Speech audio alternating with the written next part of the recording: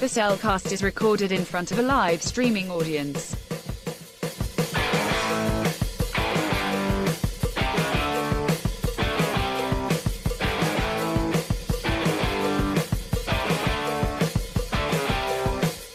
Hello and welcome to another episode of The Cellcast. Joining me today is a man who, well, he might just have to sleep in the bathtub. Welcome, Jacob. At least it's better than the kennel. Let's just say that. Why? I don't know, the kennel may have more room than that house. That's true. For how many Muppets were in that house? Yeah. Good night. Why, thank you. Let me introduce our co-host, a man who, kind of like a certain chef, is getting a turkey confused with a big bird. Welcome, Drew. You can't tell me if you were going to cook a turkey, and all of a sudden you turn around, there's a giant yellow bird, and you know how many mouths you have to feed. True. You wouldn't at least think about it. Possibly. Maybe.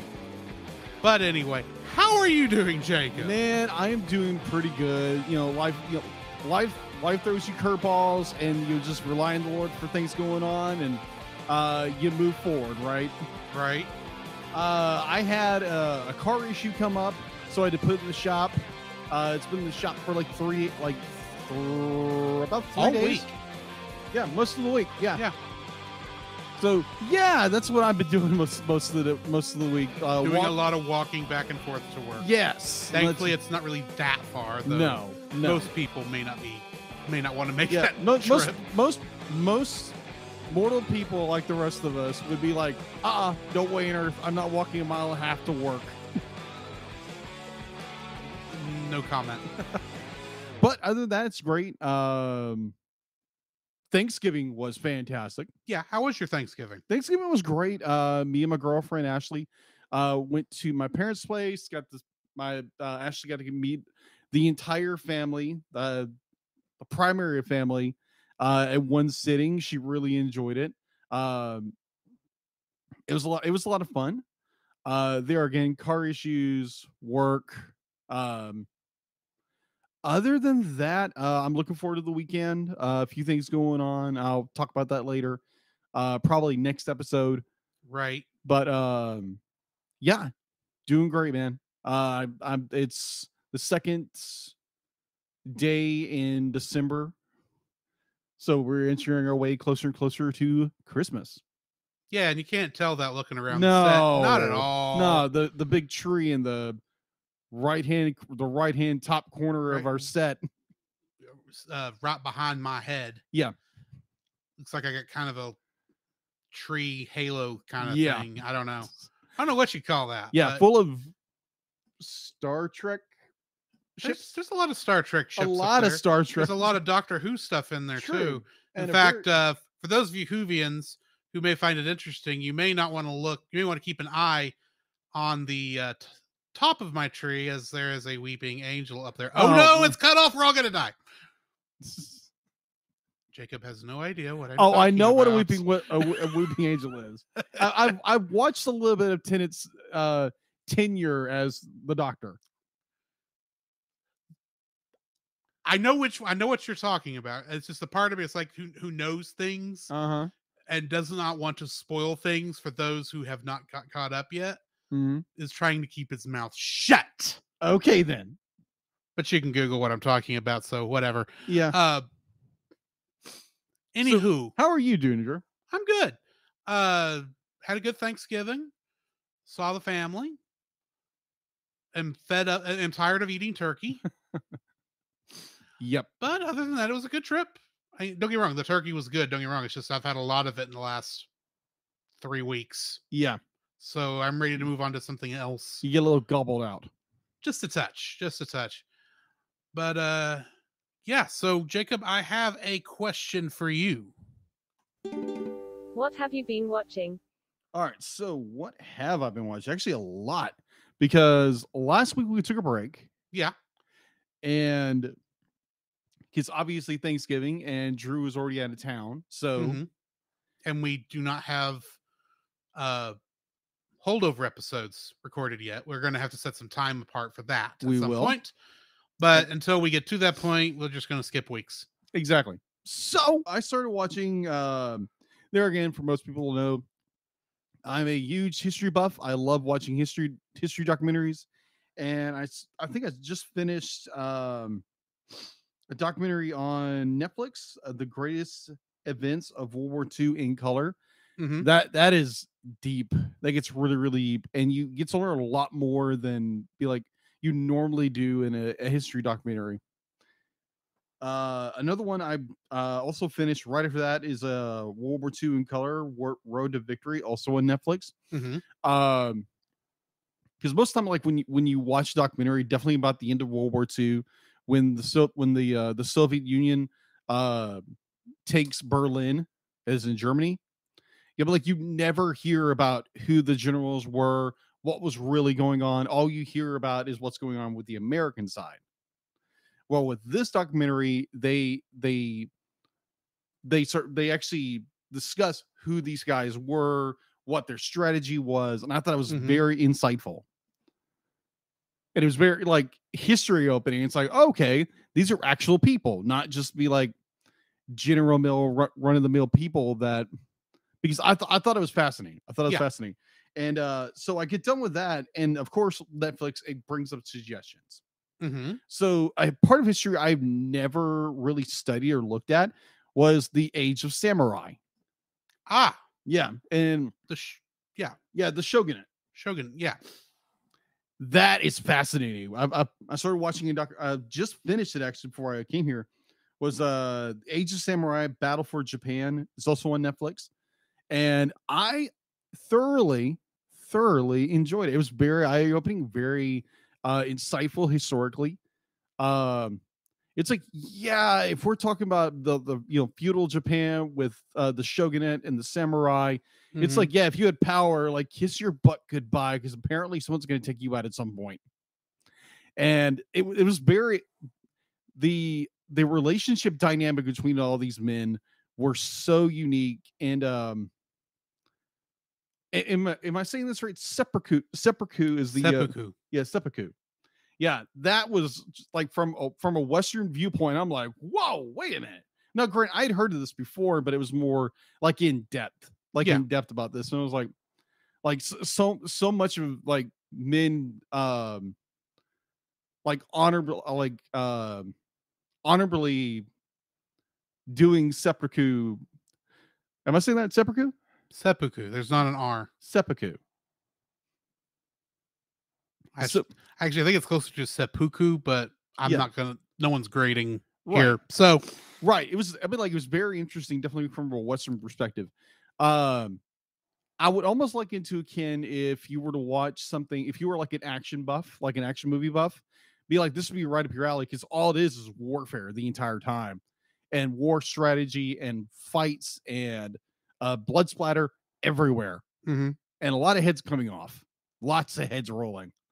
I really, really enjoyed this. Was a really, really good documentary series on Netflix. Highly recommend it. Uh, Now I don't know how historically accurate they are because there again, that is not my field of Expertise. I wouldn't say expertise really, because it's more my field of study in a way when it comes to history. Mhm. But it was good. It was very good. It was highly recommended, or it is highly recommended for myself. Let me see. So I finished a there again, I love true crime, like I've stated before. Yeah. And my lovely girlfriend mentioned a podcast that she had listened to, and it's in the news now. It's right now in the news. The guy who allegedly did it, he is he's on trial right now. Mhm. And this is called Down the Hill, the Delphi murders. You can find it on Apple, Spotify, like anywhere you find like our show. You Yeah. can find it there. And it's really fascinating because it's a case of two girls who go hiking on a bridge, and the next thing you know, their lives are lost. They don't know who did it, what happened. There's no triggers, no MO, no nothing, because they're so tight-lipped about it. Mm-hmm. Like there's no information what happened to these two. So apparently it was something very horrific. Hmm. And so it's interesting now that this guy, they have stuff on this guy about who he is, where he was, and now they got this like modus operandi. I'm probably butchering that word. Modus operandi. Thank you. Yeah, Drew's my translator in some capacity. I'm not the translator. It's just I think it's where pronounced this way because Yeah, I do pick up on pronunciations easier than you do. yeah, That's all it is. that is true. All right, so that was interesting. That was a really really good podcast. Definitely, if you're into true crime and something that is currently going on right now in the world of true crime and in trials right now, because that's really big right now. So just so happened I finished season 2 Power Rangers the audio drama, which Drew recommended. And all I have to say is Nate Marchand from dude, you killed it. You killed it as Rito. Oh my gosh. Wait till you start hearing him in season 3. Oh my gosh. It was because actually season 3 has been really good so far. Oh, okay. But it was I was listening to it because Nate had told us about like he had a small part or like he got a part for Rito on this, and he let us hear something like what he said. And I was like, that sounds cool, but to actually hear it in the audio, and the drama, it's like, oh, that sounds so good because he sounds like it. So Nate, amazing job. Just saying it, amazing job, Nate. Okay. I cannot wait. Cannot wait for season 3. I've got to just, catch up. I need to remember to, well, technically I need to give you the RSS feed because we are a Patreon supporter of those podcasts, including their X-Men one also. Really? Yeah. So I need to give you the RSS feed so you can get the extra stuff behind the scenes, because there's one they do after the season 3 episode 1 thing where Ninjor gets involved. Okay. That after you hear what they do in the audio drama, because I personally prefer, in terms of performance, I think I prefer the Ninjor from the audio drama over Dudley Do Right. Oh, okay. But if you're not following the extra stuff, you're missing the fact that he actually they have 2 versions of the scene. All the scenes involving Ninjor. One where it's the guy doing it on the regular drama, and the other where they have someone saying the same lines but with the Dudley Do Right accent, and it is hilarious. Oh gosh. So I need to get you that when you finally get to those episodes. Nice. Or I need to give you that anyway. But anyway. Yeah, so I got done with that. Just kind of heads up, like I've had a cold for the last like week and a half. Hey, you sound fine. Yeah, thanks. But I think you do. Well, thanks. I appreciate it. I hope our listeners I sound good too. And the last thing I want to bring up, my wonderful girlfriend also brought up this other podcast. We have one of our big commonalities is true crime, so we both love listening to true crime. I know that's not everybody's cup of tea, but this is something we love talking about. I just know that I don't ever need to make either one of y'all mad, or I will be on one of these true crime podcasts. That is true. Oh my gosh. Y'all been studying all the techniques. Yeah, let's just say that Ashley she has told me when she goes to sleep, she puts in her earbuds and she listens to a true crime podcast to make her sleep. So that to me, that's kind of disturbing. But cool, but kind of disturbing. So again, another true crime podcast. If you're interested in those kind of things, What Makes a Killer is there again. It's on any podcast catcher directory that you listen to, like you listen to the Cellcast. So other than that, that is all I've been watching and listening to. What about you, Drew? So I don't remember if Black Panther Wakanda Forever had come out before our last episode, but I don't think I talked about it. No, you didn't. That's okay because I saw it again over Thanksgiving weekend. Nice. That is a good movie. Okay. It handles I wanted to say Don Cheadle, but it's not Don Cheadle, it's Chadwick Boseman. Chadwick Boseman. Yes. And that's not any that's just names getting tongue tied in my head. That's all Yes. that was. But Chadwick Boseman, they handled Chadwick Boseman's death fairly well. I know some people would have preferred they showed maybe some more on screen, but honestly, what are you going to do? Exactly. But as a story of grief Mm-hmm. that Shuri goes through, I think it's done very well and how it consumes her nation, her need for revenge in some way, or at least feeling like she can giving her a place where she can lash out. Yeah. But also the fact that the movie has Namor in it also. Yeah. And they changed Namor's background. Okay. In the comics, I think he's Atlantean, which technically makes him Greek. Yeah. Technically, or Roman, Latin anyway. They changed it to South America off the coast of the Yucatan Peninsula, so they're Mayan, basically. And so it's a lot of these Mayan type areas that are underwater, and he's Namor. Namor has never been exactly the best. He's not exactly a hero. Yeah. He's Marvel's oldest superhero. Yeah. And he's not even really a hero most of the time. He's kind of sometimes he's a hero, sometimes he's a villain. It's whatever's best for his nation of whatever the nation is in the comics. Atlantis. It's not like they could use Atlantis because that's already being used by Aquaman, which is ironic because Namor was created before Aquaman was, and Aquaman was actually a knockoff of Namor. But beside the point. Also, Atlantis is open copyright because it's been around for right. But I understand why. Years. I understand why Marvel would want to change that for this universe. Just so that people weren't directly comparing the two characters, if for no other reason. Also, this is a minority people in the world generally, much like the Africans are. So it's two minorities fighting each other. Yeah, in a way. Or so. I did think that even with those changes, I thought they did a very good job of what little I know about Namor. I have read one single Namor comic, and that was his very, very first one because it's on the Marvel Unlimited app.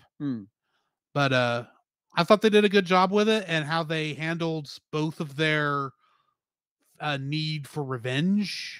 Got it. And how they had to eventually. Well, I'm not going to spoil the end of the movie. Yeah, please don't spoil definitely go watch it. It's actually a very, very good film. There is only a mid-credit scene. There's not an after-credit scene, but you definitely want to stay for the mid-credit scene. That's all I'm going to say there, because that's not the only Marvel thing that I watched. Really?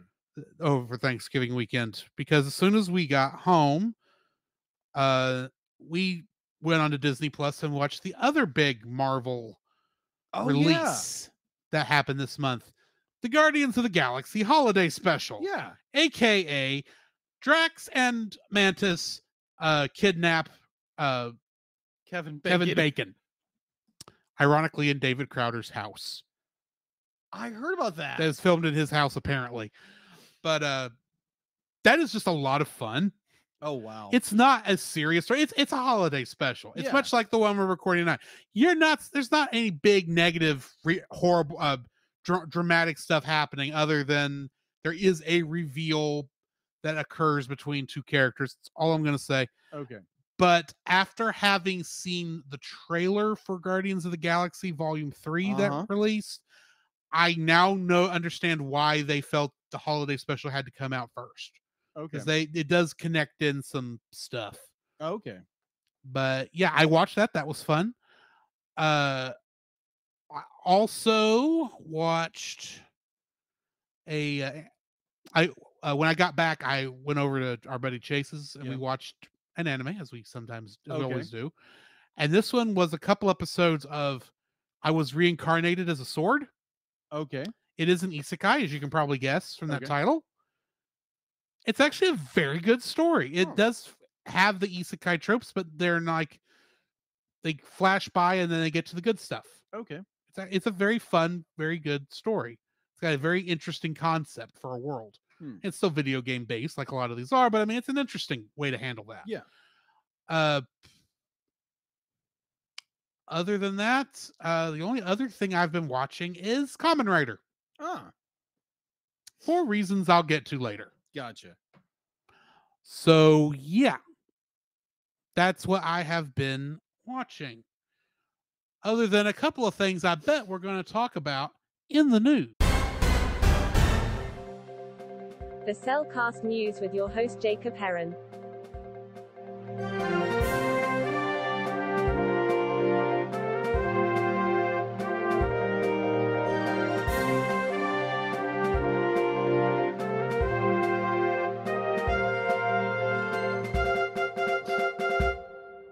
Why, thank you, Dealit.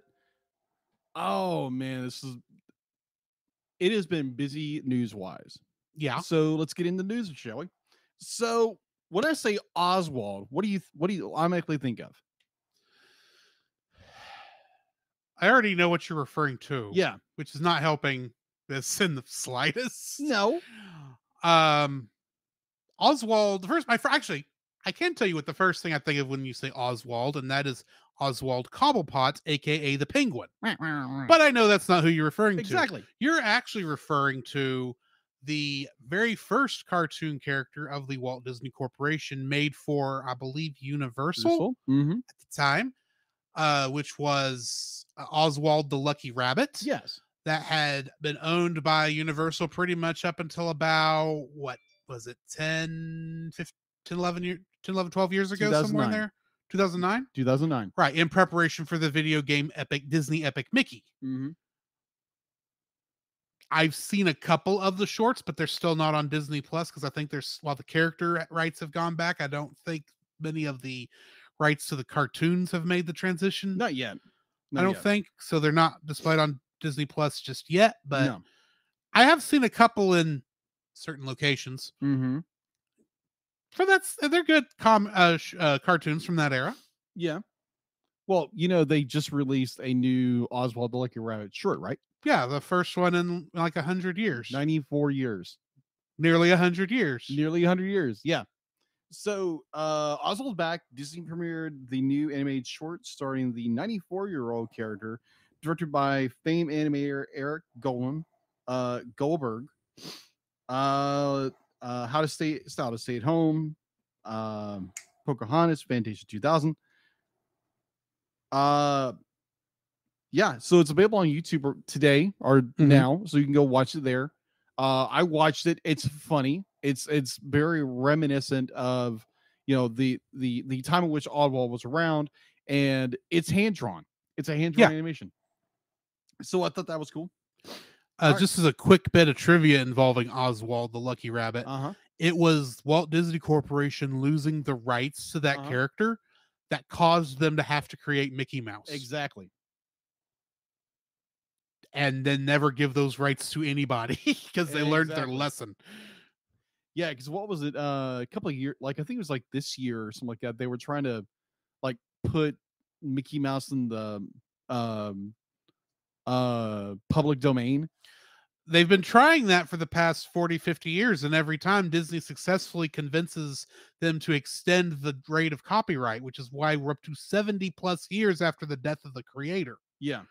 And it's around the time again that what is the name of that cartoon? Steamboat Willie is about old enough again to make it into public domain. So of course they're trying to keep it from going public domain. That is true.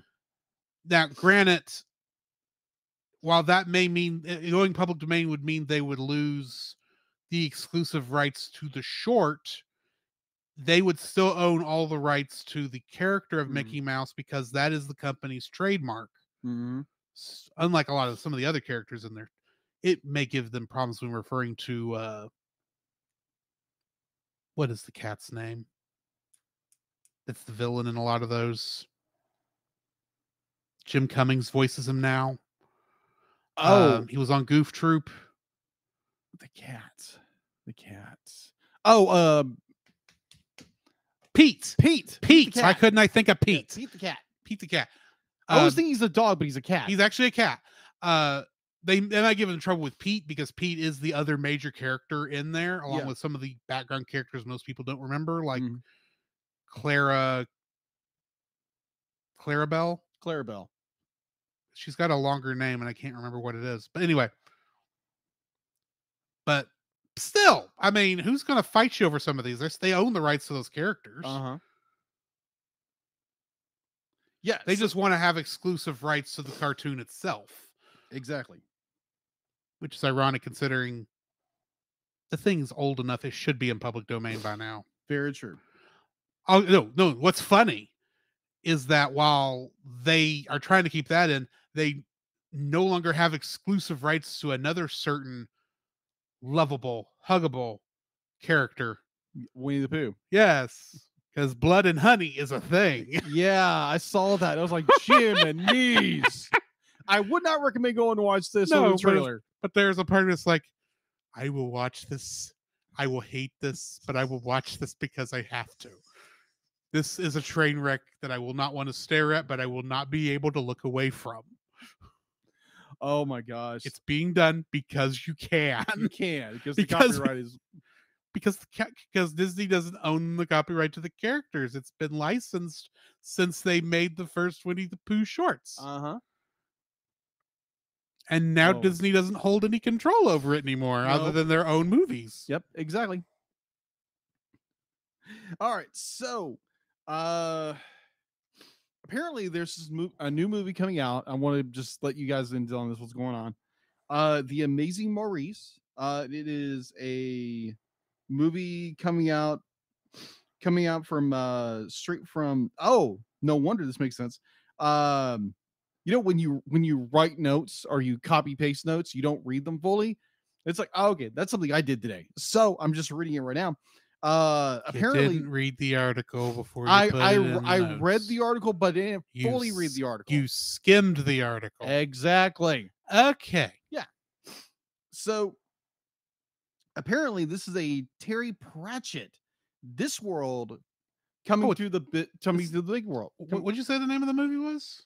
Or have you said the name? The Amazing Maurice.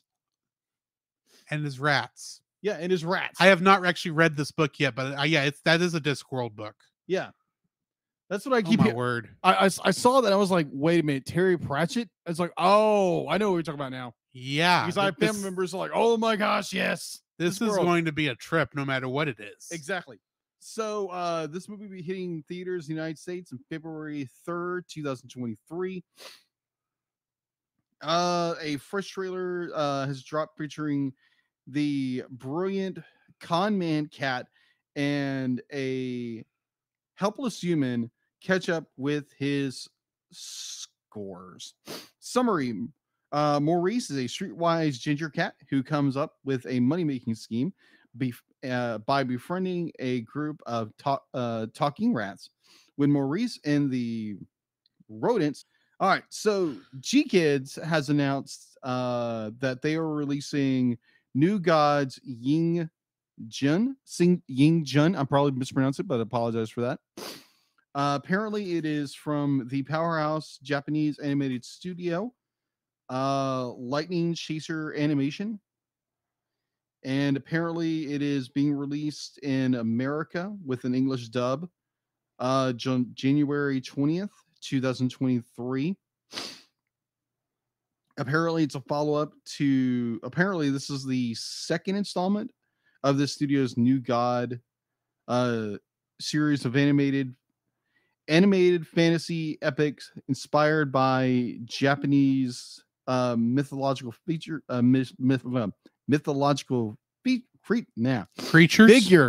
Figures. Let's say that right. Figures. You're trying to combine figure and creature into the yes, same I was. word. All right, terrible. I am terrible at speaking. All right. So I think we mentioned before there was a news trailer for the Super Mario Brothers movie coming out from Illumination, and and we didn't get and we did not get a chance to react to this one just because of the timetable on it. So let's just go ahead and give our thoughts on that real quick. I am feeling a little bit better about Chris Pratt's voice for Mario. Oh, I will say that it is missing an energy that Charles Martinet's performance usually has. right. And when you hear the other language versions, especially of the Yahoo or Wahoo, as he says, it is everyone else has got the energy, and for some reason Chris Pratt's version doesn't, and I don't know why that is. But the rest of the thing, it's like, oh my word. The Mario Kart sequence alone. Yes. I want to see how they fit this into this adventure movie they're bringing into this. Yeah, I agree. I need explanations for how there's already a kart that's obviously Mario's. When it's very obvious Mario came from a Brooklyn like location before he came to the Mushroom Kingdom. I need explanations, and I am looking forward to finding these out in April. So yeah, the new trailer came out. Let us know down in the comments down below where you're watching this. Also, I like Peach's voice. She sounded very good in this. Agreed. Also, I'm kind of type to be like, if you hear a new voice and everybody's be like, well, it's not the original voice. I always like give it a chance when it comes to theaters. Yeah. Because we're only hearing like small little bits pieces. Yeah, we're not hearing it in context yet. Exactly.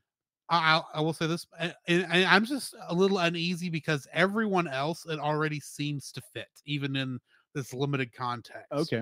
Granted, 15 minutes into the movie, I will be fine. It just also feels like they're being what few lines Mario has had to say in these trailers is they're very short lines. Yeah. And I wonder, is he not, because granted, in the games, Mario talks less than everybody else does traditionally, even in the, I don't just mean like in the platformers and stuff. The RPGs, like Super Mario RPG Legend of the Seven Stars and all the Paper Mario stuff. Yeah. Luigi is a chatterbox. Mario never says anything outside of, yeah, or wahoo, the normal Mario stuff. Right.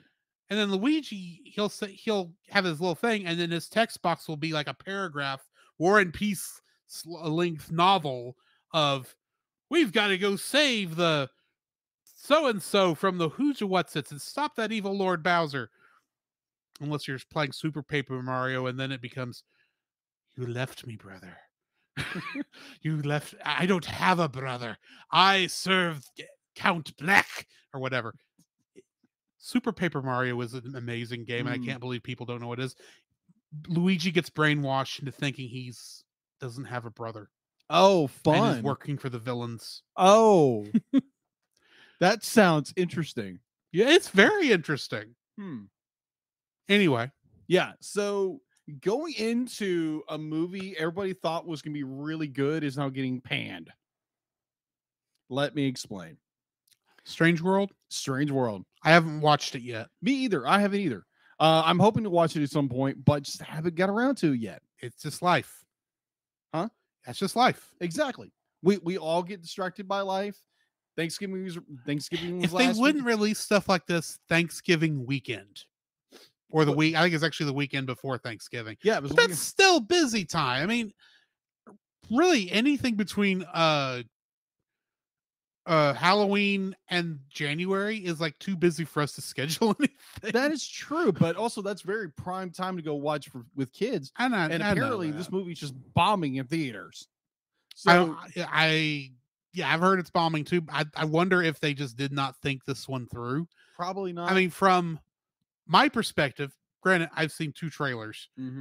It's a great concept, but I have no idea how they're gonna pull it off. Yeah. And it doesn't sound like they've executed it very well. No, it doesn't. Which makes me worry if we might be heading back into another dark era of Disney where they just aren't putting out a lot of good stuff. Bronze Age. Well, I'm thinking of stuff like the early 80s where they had a lot of stuff that wasn't received well at the very least, whether quality is another matter. In the early 2000s. And in the early 2000s, we had one of those. And I'm wondering if now with Tangled and Frozen and Wreck-It Ralph and Big Hero 6, all these big things have hit, and they're already starting to do sequels, which is almost unheard of for Disney. Mm-hmm. And some of them are okay, are doing good. Some of them are not doing good. Uh-huh. I worry if maybe Disney is just not sure what sells anymore. Right, possibly. All right, so let's Like I said, I'm not talking about the quality of these movies. I'm talking about how well they're performing at the box office. True, very true. So let's get into what the news says about this. Family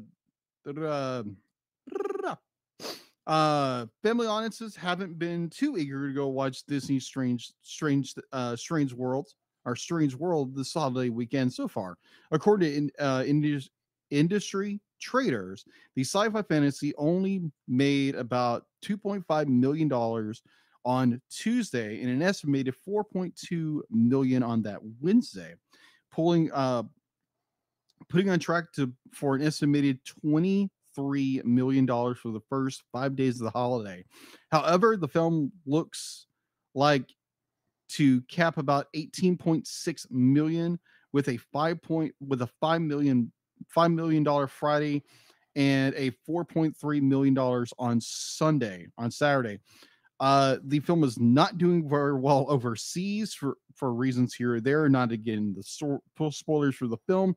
Where in primary markets of Russia, China, France, Middle East, Mongolia, and Indonesia, and several other territories, the film has only managed to eke out a measly 28 million globally right now. That is because this movie, it was like $180 million to make, almost 200 million. And apparently Disney sticking to their guns with certain things is not helping with their global distribution of this film. So to end off news, there again, this is not animated at all. This is, I think it's more personal for guys like us. Yeah. So last Sunday we lost Jason David Frank, also known as the Green Ranger from Mighty Morphin Power Rangers. That was not last Sunday. That was 2 Sundays ago. 2 Sundays ago. I apologize. So I just wanted to give a shout out. Be like, that was utterly shocking for most of us who definitely grew up watching Mighty Morphin Power Rangers. So yeah, just wanted to give it a little shout out, hit the little figure on our stage right now in memory of JDF. You know what's ironic? What's that? The episode of Monster on Film Vault we recorded most recently on Mighty Morphin Power Rangers. Yeah. Is the first episode of the Monster on Film Vault that's gonna come out after he passed. Wow. Not planned at all, of course. Wasn't. And in fact, I still don't think it's out, but that will be out as soon as he can get finished with it, I'm sure. But yeah. That is crazy. Yeah, agreed. And Jason David Frank will definitely be missed. Agreed. Yeah. You know, thoughts and prayers go to his family and all the fan base out there, because that was devastating. Yeah, and it was confirmed now that it was suicide. So we should say that, you know, if you are contemplating suicide, definitely call the suicide hotline. I don't remember the number. 899. Thank you. And yeah, because that's you are loved. Go listen to the Geek Devotions, guys. Yeah. They'll definitely make you feel loved. Exactly. In fact, they just recently put out a Green Ranger. They did devotion. So yeah, they did. Yeah. So yeah, be like, yeah, like I always try to say, you're not alone. You're not alone in this. If you're struggling with thoughts, please go to talk to somebody. Like Drew said, you're loved. There's a ton of people out there who want to talk to you. If you're a Christian or not, go get help. Yeah. If you are dealing with those thoughts, just go talk to somebody. That's all we ask. Yeah. And so, yeah, that's the end of the news. All right. Well, then let's jump into the spoiler-free section of our review for the Muppets Family Christmas. Certified fresh and spoiler-free. Not that there's much to spoil, if we're being honest. No. This is not exactly a very heavy movie. No. It is literally it is a Christmas special in every sense of the word you can think of. That is not Star Wars, although the Star Wars one was trying to go for this kind of also. I am convinced I saw this at some point, maybe Mhm. just I changed the channel and it was on because I remember distinctly the Fraggle Rock section of this. Yeah. But I had not seen it. The reason it ended up on the list is I happened to catch a Nostalgia Critic review of this, and it just looked like this was just a happy, fun time. And Mhm. I kind of had a feeling after Studio Ghibli, we needed something light. Yeah. And not to say Studio Ghibli movies you're not. No, but Well, I not- mean, they're usually denser than Yeah, a lot of bit. films. And plus, when we were originally scheduling all this, I thought we were ending on Tales from Earthsea before schedule changed. And let's just say that's not what I'm looking forward to next year. We'll From get what there I when we get there. understand, we'll get there when we get there. But this just looked like it would be a fun little holiday movie. Yeah. Just to kind of, start off the season happy with a little bit of joy. Exactly. And yeah, I actually did very much enjoy this. I will say, if you're going to look for it, there are 2 different cuts that you will find on YouTube, and we chose the wrong one. Apparently. Or I chose the wrong one anyway, because I'm the one who found the video. Yeah. There's one where it got cut down for, I think, some commercials, and it was like on a cable network, I think. So they cut it like shorter than they normally would have been cut for Possibly. commercials, so add in more. And then there's the original version, I think, that aired on, was it CBS? ABC. That makes me even more sense.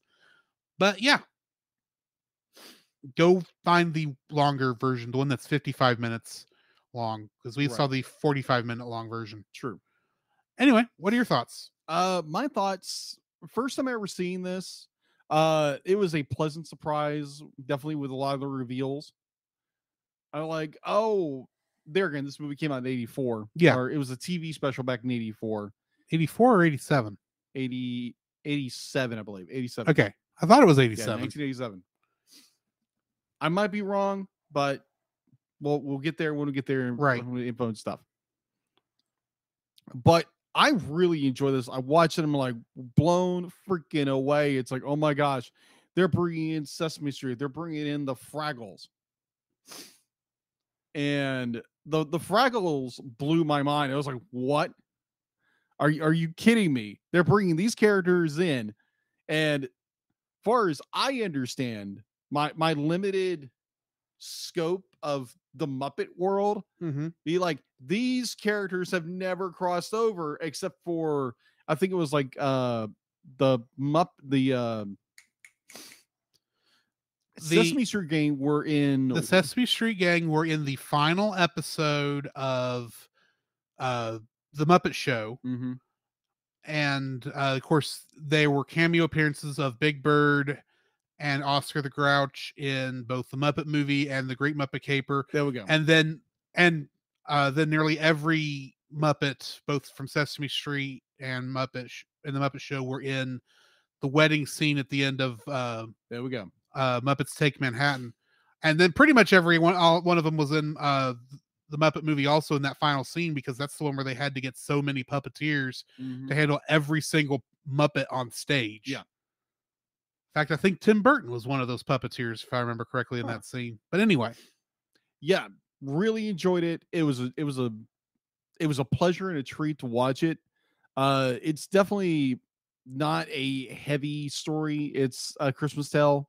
It's a Christmas story where Muppets get together and cause mayhem and, have a Christmas spirit about it. Yeah, highly recommend it. Go watch it where you can, because this is definitely not coming back. No, and I will go ahead and tell you the reason. Muppets are owned by Disney. Sesame Street, I believe, is either completely owned by HBO now, which means it's Warner Brothers. And then the Fraggles, which apparently there is a new Fraggle Rock show. I did not know this until I was doing research. They are owned by Jim Henson. all three of these companies they're not diametrically opposed per se, but it's going to take an act of God to get them to work together on this, especially and Disney and Warner Brothers. And they're never going to, this is never going to get released. I think, again, I am actually surprised that I think it's only because of the pre-existing deals that they have not been forced to be edited out of or at least the Sesame Street gang hasn't been forced to be edited out of the Muppet movie and it's all their other appearances and that stuff. Yeah, because they have been edited out of the Muppet Show. Really? The final episode that I mentioned. Yeah. It ends on them singing "Can You Tell Me How to Get to Sesame Street" with all the Sesame Street characters showing up. Huh. It's cut. Huh. All you get is one little shot of Cookie Monster. Huh. Interesting. Because he has the same eyes as Marty Feldman. Huh. You don't know who Marty Feldman is, do you? No, I don't. You still haven't watched Young Frankenstein yet, have you? No, I haven't. Because he's Igor in that. Oh, okay. He's got one eye that looks that direction, and another eye that looks that direction, and the guy is so comfortable with it, with the fact that he's got, those kind of eyes that plenty of jokes are made at it, and he's fine with it. He makes jokes about it himself. Okay. But anyway. All right. But I think that's going to be it for the spoiler-free section. But a few spoilers there are. Join us on the other side, and we will get to spoiling this thing. This podcast is a proud member of Culture Box.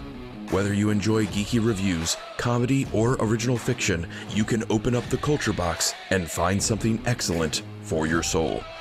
Point your web browser to culturebox.media. This week, we suggest checking out the Untold Podcast, which is a speculative fiction podcast using the genres of sci-fi, fantasy, and horror, among others, in order to engage the culture's imagination from a Christian worldview. Every month, Nathan James Norman produces and narrates a new story presented in a unique and dynamic way. Check out the Untold Podcast at theuntoldpodcast.com to listen and leave a review on Apple Podcasts. The Cellcast would like to thank the following patrons: Josh Adams, Ashley Ruiz, Book of Gaming. And to get your name on the show, plus uncut episodes, early access to the Cellcast Plus reviews, and special art from Jacob, please donate to us on Patreon.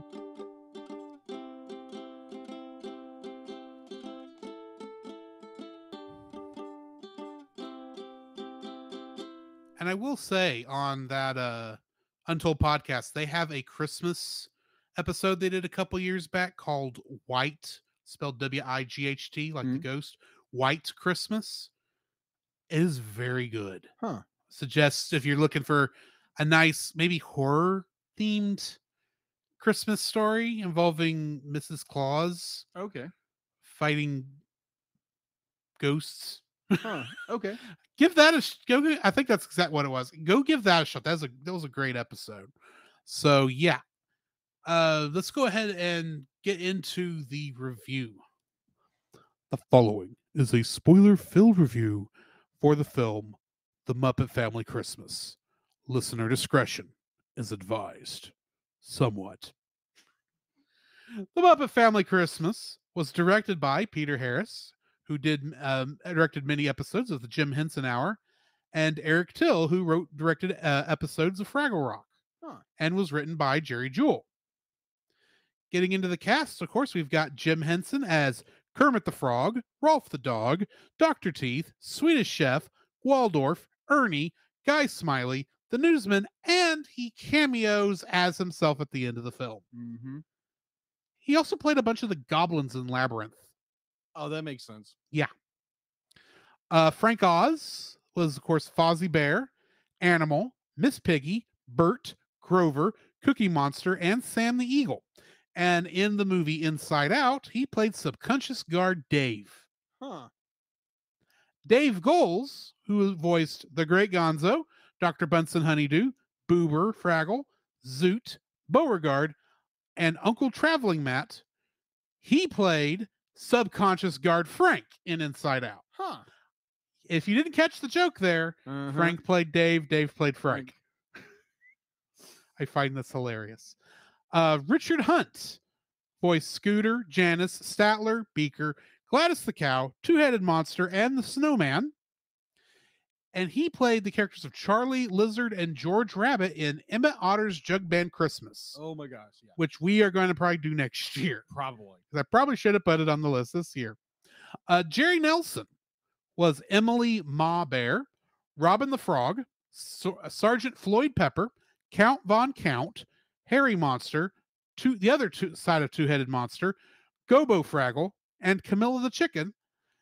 And he was the voice of Emmett Otter, Weasel, and Doc Bullfrog in Emmett Otter's Jug Band Christmas. There we go. Catherine Mullen was the voice of Moki Fraggle. And in the movie Heat, she played a character named Doreen Daniel. Okay. Karen Prell was the voice of Red Fraggle and Maureen the Mink. And I had a hard time finding stuff for her that was not Muppet related. Okay. But in something called The Great Bong, she played Little Bong. Okay. I have no idea what this is. Okay. Steve Whitmire. He was the turkey, Rizzo the rat, Wembley Fraggle, and Sprocket the dog, along with Lips. He would later go on to be the voice of Kermit the Frog for many years, actually taking a bunch of Jim Henson's roles after he passed. Yeah. But he also played a character named Weldon the IT guy in a show called Cave-In Okay. after he got kicked out of the Muppets. Carol Spinney was the voice of Big Bird and Oscar the Grouch. And as you can imagine, that takes up most of his filmography, because that's mostly what he did, was those two characters. But he also played a character named Mr. Lion in Bozo's Big Top back in the 1960s. Oh, okay. David Redman, who was the voice of Miss Piggy's photographer in this, is the current voice of Scooter, Janice, and Beaker. Huh. And Gerard Parks, who played Doc in this, the old man from Fraggle Rock. Yeah. He played another character named Doc in the Boondock Saints. Oh. And Kingdom Hearts connections. You want to take a guess? 2. No. 1. No. 0. Yep, there was nothing. Oh, wow. Okay. Absolutely cotton picking nothing. I tried. I haven't been doing the Smash Brothers ones that often anymore. Right. I looked there too, just in case. Nothing. Okay, then. So what do we got in info and stuff? All right. So The movie came out in 1987 on ABC. That's about all we know. pretty much, you nearly stole all my thunder there, pal. Thank you very much. I'm sorry. All right. So IMDb, you took 2 of them. That was about it. There's probably only 3 things. IMDb, it has a 8.3 out of 10. 8.3 out of 10. Yes. Production was Jim Henson Productions, distributed by Jim Henson Productions and ABC Network. Its release date was November. Why am I thinking November? It's December 16th, 1987. It was released on DVD and Blu-ray, or DVD and VHS, but heavily edited. Right. Edited because the rights issues were already hitting them during the DVD era. After Disney bought the Muppets. Exactly. And Sesame Street was already not playing ball before they got bought by HBO. Mm-hmm. Yeah. Anyway. That's it. That's about what I figured. Uh-huh. Getting into the summary. Fozzie Bear's driving many of the Muppets to his mother Emily's farm for Christmas while they all sing We Need a Little Christmas. Unbeknownst to Fozzie, Emily Bear is preparing to go to Malibu for the holiday and rent her farmhouse to Doc and Sprocket, who went to spend a nice quiet Christmas in the country. Doc and Sprocket have arrived when Fozzie and the other Muppets enter, disrupting Emily and Doc's plans for the holidays. Just then, Miss Piggy calls to tell Kermit the Frog that she is at a photo session and will be late, making Kermit very worried. Rolf the dog and the Swedish chef arrive, and they begin to prepare for Christmas. Meanwhile, Fozzie builds a snowman outside, and the snowman comes to life, singing along with Fozzie and putting on a comedy act with him. After the performance, Fozzie goes into the house where he tells Kermit about the new act. This is interrupted by Miss Piggy calling again when she tells Kermit that she is doing a little Christmas shopping before she goes to the farmhouse. Sometime later, the gang watches a home movie of themselves as babies during the first Christmas together. I really hope it's not longer than the version we actually saw, because that was hilarious how quick it was. It was a lot longer, apparently. That's sad. A group of carolers then arrive, consisting of Big Bird and the rest of the Sesame Street Muppets. All the Muppets continue to prepare for Christmas as the news comes on TV. On TV, the Muppet Newsman reports that the worst blizzard in 50 years is approaching the area. Kermit realizes that Miss Piggy is out in the storm and gets more worried about her. Fozzie and Emily go over where everyone is going to sleep. Big Bird and Cookie Monster will sleep in the attic. Harry Monster will sleep in the bathtub, and Ernie and Bert will bunk with Kermit. The Sesame Street Muppets perform a pageant of 'Twas the Night Before Christmas, where the two-headed monster portrays Santa Claus, because he had never got to act before. Kermit then gets a third call from Piggy, stating that her limo got stuck in the snow and that she is calling for a taxi.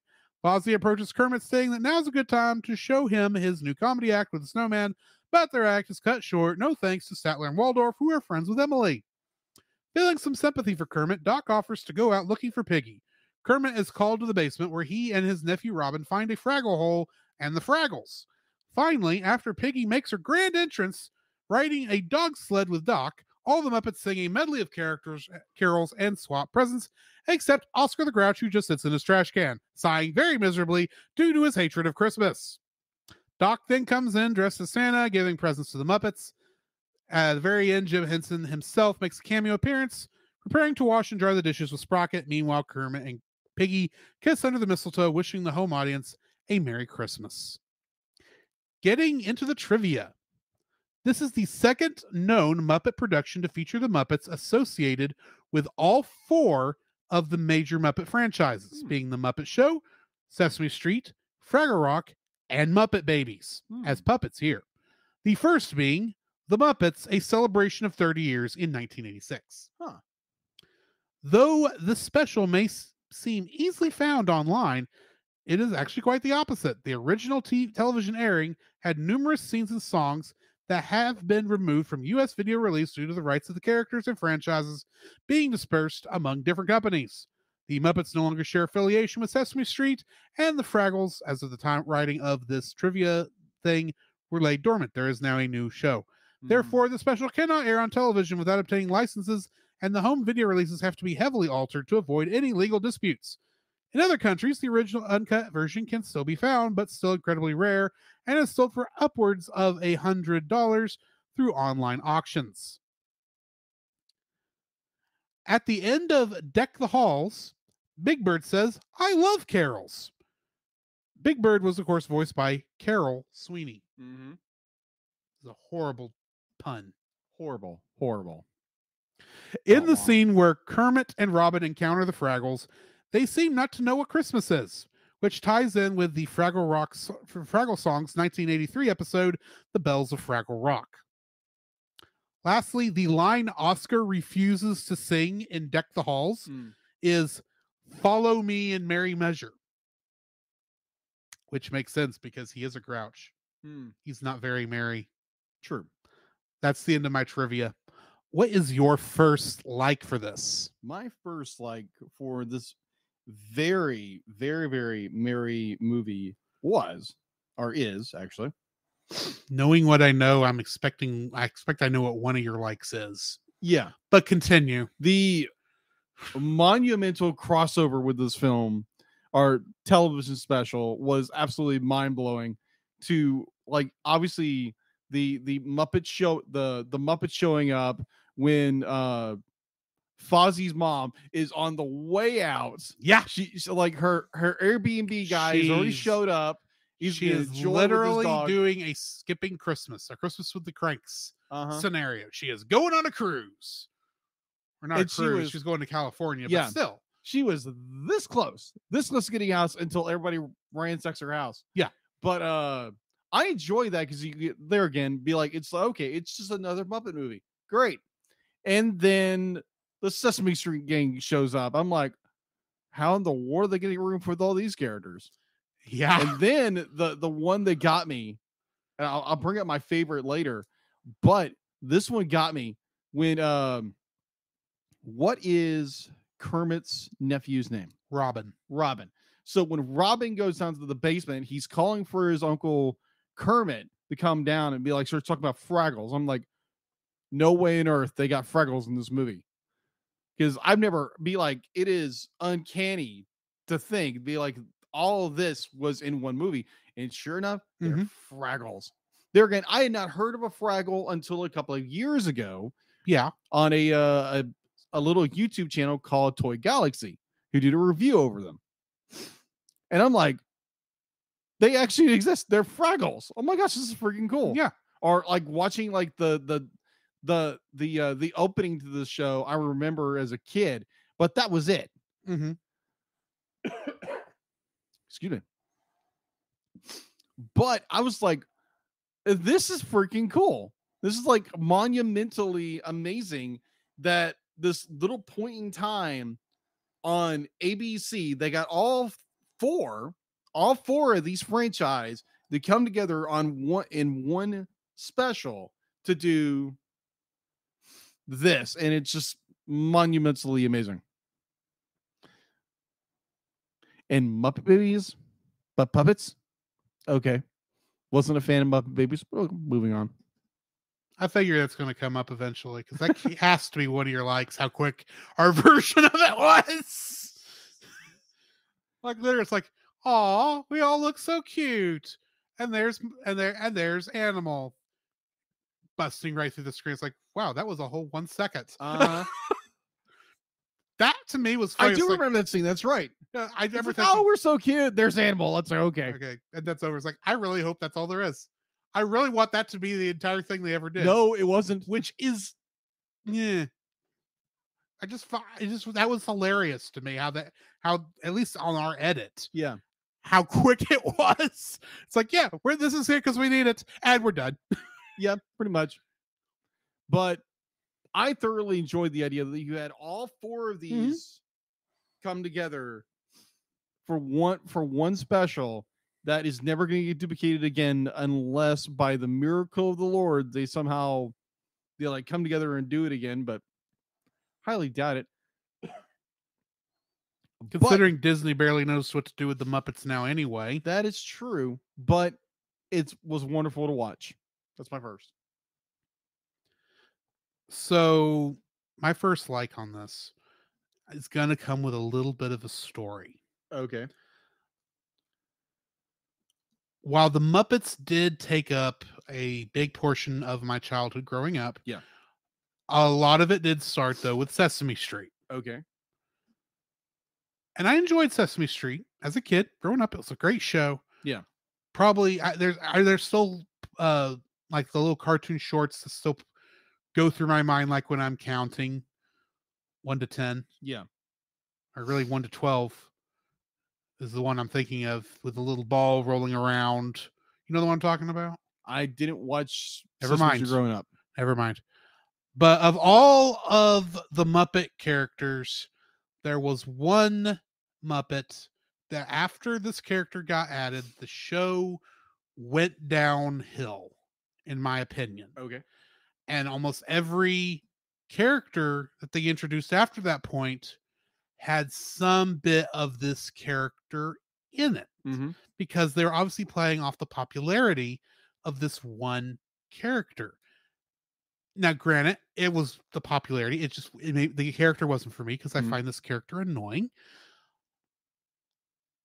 But that character, while probably still very early on since he showed up, is in this movie. Okay. And I am so happy that Elmo has no lines in this film. He's there and he doesn't get to say a word outside of singing them stupid songs. I'm not saying the songs are stupid, you know what I mean. But it's like, yes, Elmo had to shut his trap for the whole movie. Thank you. I hate you, Elmo. Elmo is my most hated character, and every bit of what I don't like about Sesame Street, the new Sesame Street characters that came after his creation, is because they all are somewhat based on what made Elmo popular. And the, you know, because everyone has this sort of thing. Right. You have that one thing. It's like, this is what ruined it. Elmo is that thing because Elmo is the most annoying character the Muppets ever made. Okay, so I've got to see something with that. So there again, I did not grow up watching Sesame Street at all, but I did grow up watching Turtles. So the 1989 Elmo is the Venus de Milo of the Sesame Street, except people liked Elmo for some reason. Yeah, let me finish. So with the Teenage Mutant Ninja Turtles from 1990, the movie, Yeah. you know who voiced Splinter? Yes, I do. Elmo. It's the guy who voiced Elmo. It's Kevin Clash. Yes. And that's the thing. Kevin Clash does a lot of Muppet stuff too later on, because by this time he had joined the Muppet Performers, at least the Sesame Street stuff. But he will voice a couple characters when they started Muppets Tonight, that TV show. So it's not like he's not involved. It's just, and Kevin Clash, I think, actually does a good job in the acting department. Yeah. It's just that his most famous character is one I absolutely hate. Yeah. Me hearing that voice is like, that's a little much. Just a little bit. Elmo says that Leonardo, Raphael, and Donatello, and which one am I missing? I'm missing one. You need to go out and defeat Shredder. Like, the Foot Clan is destroying the city. Do not destroy my childhood, man. Do not destroy my childhood. You evil, evil man. Hush. Don't do it. Do not do it. This episode of Sesame Street is brought to you by the letter C for Cowabunga. Whoop. There we go. Splinter loves you.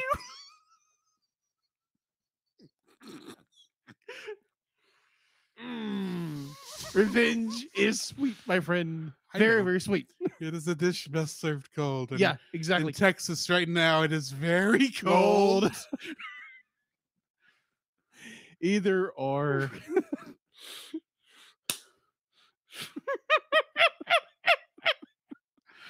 Let's go and get a commercial. Yeah, that'd be nice. All right. So, oh my gosh. Yes, that was funny. Oh, anyway, yes, Elmo, my most hated character in the Muppet history, doesn't get to speak of this, and that's why it's my first slide. Nice. Very nice. Oh my gosh. My second like, it goes to special cameos. Freaking Jim Henson shows up. I didn't know this. He didn't tell me. Why would I spoil this? Of course not. I wish I had to known before I put it on the list, but because I watched that Nostalgia Critic review, I knew it was coming. Yeah. Wasn't sure where it was, but I knew it was coming. So I'm watching the film, and like it's getting towards the end. It's la-di-da-di-da, and then they pan to the kitchen. It's like, oh my gosh, it's Jim Henson. Because you never see this guy actually act, except for this. Well, he's got cameo appearances. He does have a scene in I don't remember which one of the three movies we've already reviewed where he's on a carriage. Might have been Great Muppet Caper. That's right, he is. Yeah, because Frank Oz has a cameo in that same one where Gonzo says, "Hey, maybe I can get a nice picture of you and your wife." Oh, my wife's not feeling well. Oh, maybe she should have stayed at home. And he says, "My wife is at home." Oh. But just like just seeing that, because there again, one of my childhood favorite movies of all time, Teenage Mutant Ninja Turtles movie, with that being one of his last projects he ever did, and to see him in this movie was fantastic because Jim Henson is a freaking tour de force when it comes to puppetry and all that. But I found it just very enjoyable seeing him in the kitchen with what's the dog's name? Sprocket the dog. And I just found that a very enjoyable moment to see Jim Henson not doing this number. Oh, he does a lot of that too. Yeah, and talking as a frog. Hi ho. Yeah. But I just found that incredibly delightful and brought a smile on my face. I'm like, I literally did the dog head turn. It's like, what? Did I see that right? But yeah, that was a wonderful surprise, and thank you so much for not spoiling that. Thank You're you. welcome. Because I know you said something at the end. Yes, There was something there's at the something end. cool at the end. So yeah, it was Jim Henson's this little cameo at the end of this film. Very pleasant, and just nice to just have them in the film. So that's my second. So this is my second like also. Okay. It was nice seeing him because you don't get to see him often. No. There are some interviews that he did on, like, I think it was the Tonight Show, where he is there with Kermit, and you can actually see him performing Kermit next to himself. Nice. And there's some things like that, but you just don't get to see him that often, especially this era, because this is like just a year or two prior to his suicide, or not suicide, his death. I don't remember how he died. Yeah, I think he died of cancer. Yeah, it was cancer. Sorry. But this is like a year or two before he died. And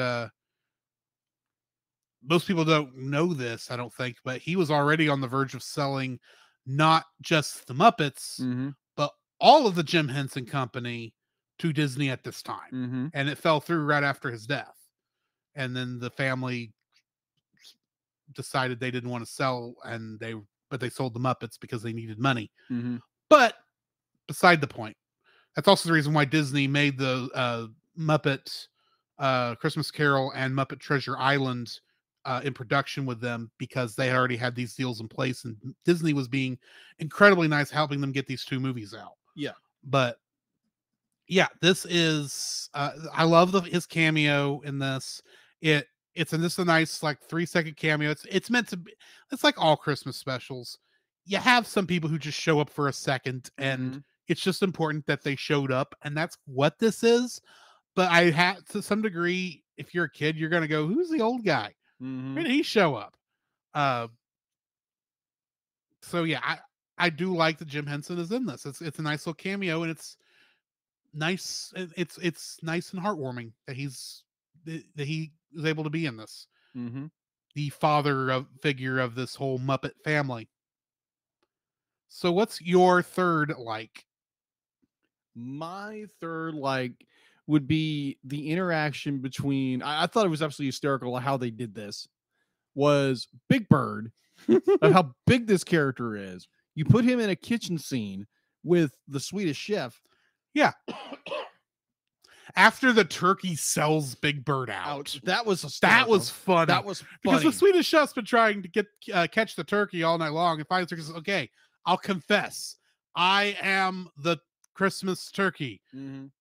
But why go for the small meat when you can, well, why don't you just take a look at this?" And he opens the door, and there's Big Bird. It's like, and you just see the Swedish chef's mouth open in shock. It's like, ooh. And yeah, then. Yeah, absolutely hysterical. I'd be like, it's like, like you said, the turkey sells Big Bird out, and it is absolutely hysterical. The Big Bird, like, you've got this enormous figure, like, turning around in this scene with the Swedish chef who's trying to figure out, how do I do this with this bird? Yeah. Like, how do I make this bird into a meal? How do I cook this bird?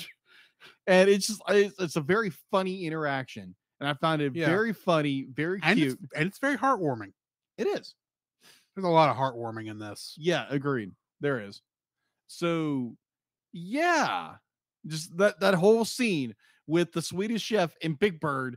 And I don't know how they pulled it off with this. They do a massive set in order to get this, Big Bird. He's a big bird. Well, let me help put it into perspective about what we're actually seeing here. Yeah. Big Bird is performed with Carol Spinney in the Big Bird costume. Yes. Especially at this time, because he would have been young enough he could still do that.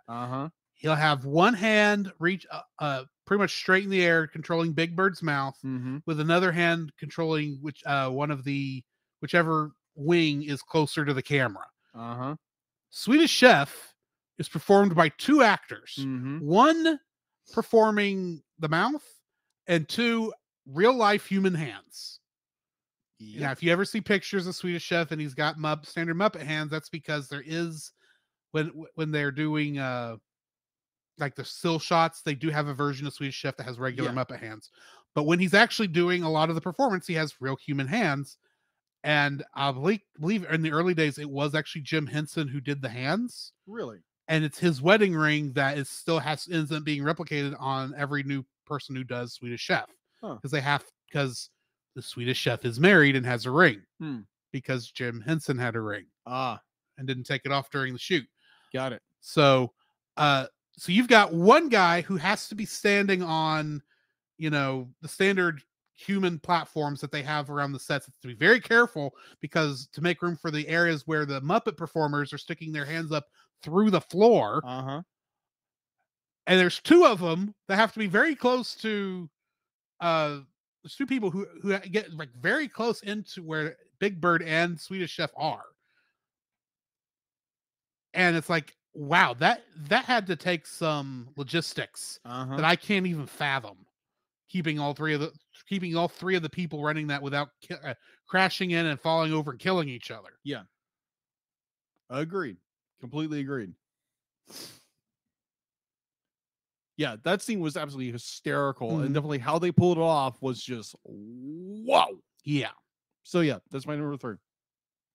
My third and this is just going to sum up what I love about this film is this is just a happy, warm, fun time. Agreed. This is the message of this is in the first song. We need a little Christmas. It's about getting together with your family, whether it's your actual family or your found family, and having a big happy time. Enjoying each other's company. That is what this movie is trying to get across. And it starts off like every musical number is a group number. I mean, there's like 1 or 2, maybe 2 at the most, where it's less than 5 characters. And one of them is the one between Swedish Chef and Big Bird. Yes. And that's just a kind of a duet, which is hilarious with the Swedish Chef singing his part in the faux Swedish.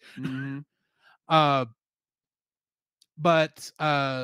it's about being together, and it comes right. And my favorite part of this is still the medley of Christmas carols at the very end. Exactly. It's a good 10-minute section of them just singing Christmas carols. And you're just allowed to exist in this warm, fuzzy moment, and you're wanting to sing right along with them.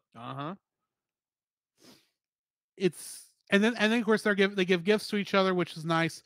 But I mean, it's just even the spot where they go down to the Fraggle Rock area, and they explain Christmas to the Fraggles, which they didn't know at Christmas, but they had something similar because they give this rock pebble to each other back and forth. And one of them finally gives it to Robin, and then Robin gives it to, was it Fozzie? I think it was Fozzie. I think it was Fozzie. And it was just, all of that was just so, it's just so sweet. And I left, and when the video went to credits, I was just smiling and happy. And that's what this is. It's just a good, as much as we need meat when it comes to entertainment. Yeah. Big, dense stuff like what we just got through 3 weeks of with Studio Ghibli month. As great and amazing as that was, as good a full steak dinner as that was, sometimes it's nice just to have something sweet and probably not healthy for you, but tastes good and makes you feel warm and fuzzy inside. Agreed. Actually, I'm not even going to say it's that. This is, I know you hate soup. Not the biggest fan of it, yes. But let me give you my example here. Okay. All this week, or all the weekend over Thanksgiving, we had these big turkey dinners with the mashed potatoes, all this, all those your standard Thanksgiving trimmings. And that was good and all, but on Sunday for lunch, we had a soup. Okay. My mom makes this great soup, and I've got the recipe, and I think I've even made it for the singles group once. Okay. The sausage, bacon, and bean soup. Oh yeah. It is my favorite soup. If Studio Ghibli month was that nice big turkey dinner with all the fixings, Mm-hmm. this movie was that sausage, bacon, and bean soup that tastes good, Mm-hmm. is filling, and makes me feel warm and happy. Okay. Fair enough. That's just what this was for me. This was a nice bowl of soup on a cold day Gotcha. of my favorite soup. Nice. Very nice. And that's my third like. Okay. Which brings us to dislikes. Ooh. What's your first dislike? My first dislike of this film, Besides the fact the Muppet Babies were in it. oh, I had no problem because they were in it. They They were were here and gone. Yeah, and our version I was was like like, a second. Okay, it's there, gone. We're good. I'm not kidding. As much as I watched Muppet Babies as a kid, and I didn't have quite the adverse reaction to it you've got. Right. But I was like, that was when that part started. I was like, this is the part I'm not looking forward to because it's gonna be, because this is not the most. Muppet Babies was not the most well written stuff of the Muppets. That's just plainly obvious. It's just what it was. What it was. And the fact that it's over and done with in a second, it's like, thanks. That's all I needed from this. But yeah, what is your actual first dislike since it's not the Muppet Babies that even daring to show their faces? My first is like, we are not going to get a new release of this film. We're not going to get on Blu-ray. We're not going to get digital. It will never happen. The best we've got is the 4K super sample that we watched. Yeah, exactly. That's it. And you can tell the backgrounds that it is an upscale. Yeah. And it's sad when you get something that, like Drew described it as like a very nice, warm meal that you really enjoy and you want to enjoy again, but you just don't have the opportunity to do that with like the circumstances in which this movie is stuck in limbo now. And you can only watch it on, like we watched it on YouTube. So I'd be like, for me, I would be like, if it was up to me, I would go buy this on Blu-ray somewhere, but obviously, sadly, you can't. Yeah. So that just made me a little sad and just like, come on, guys, come together. Come on, let's do this. But probably won't happen.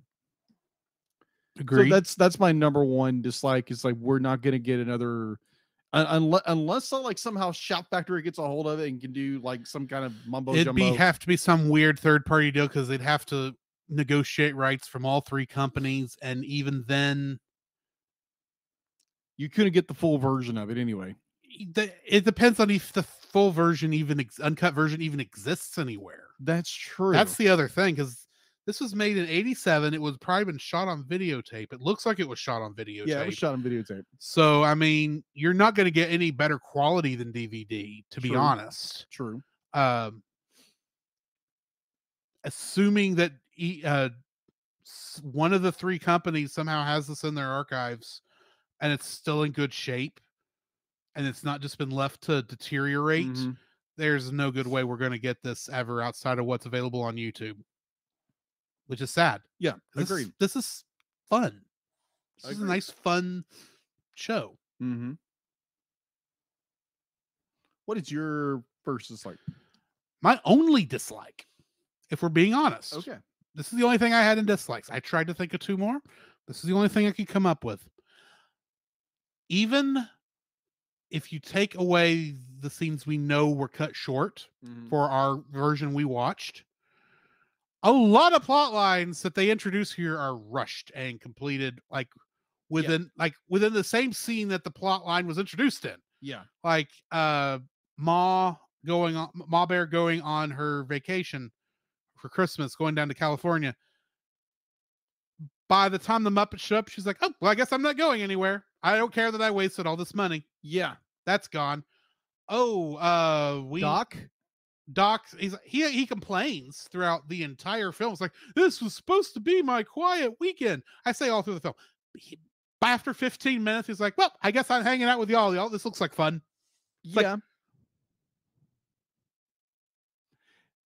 you're not anyway. Yeah, I get it. I get it, but it's like, and I get it. We only have I think the total runtime for the uncut version is 52 minutes. Yeah. So I get we don't have a lot of time, and this is not meant to be a serious plot driven thing. Right. And almost every plot thing in here is a joke. Yep. For intensive purposes. But it's like at the longest running plot line in this is Miss Piggy taking her good sweet time getting to the cabin by doing all these other things and then getting caught in the storm. But even that was just a series of running gags. Yeah. That's like like I said, it's the only closest thing to continuity throughout the whole thing. But and I get that's not the point. I do get that's not the point. But it's just like I feel like if you're going to introduce a lot of these different plot lines, granted you do have to give all your characters agency, at least all the main ones.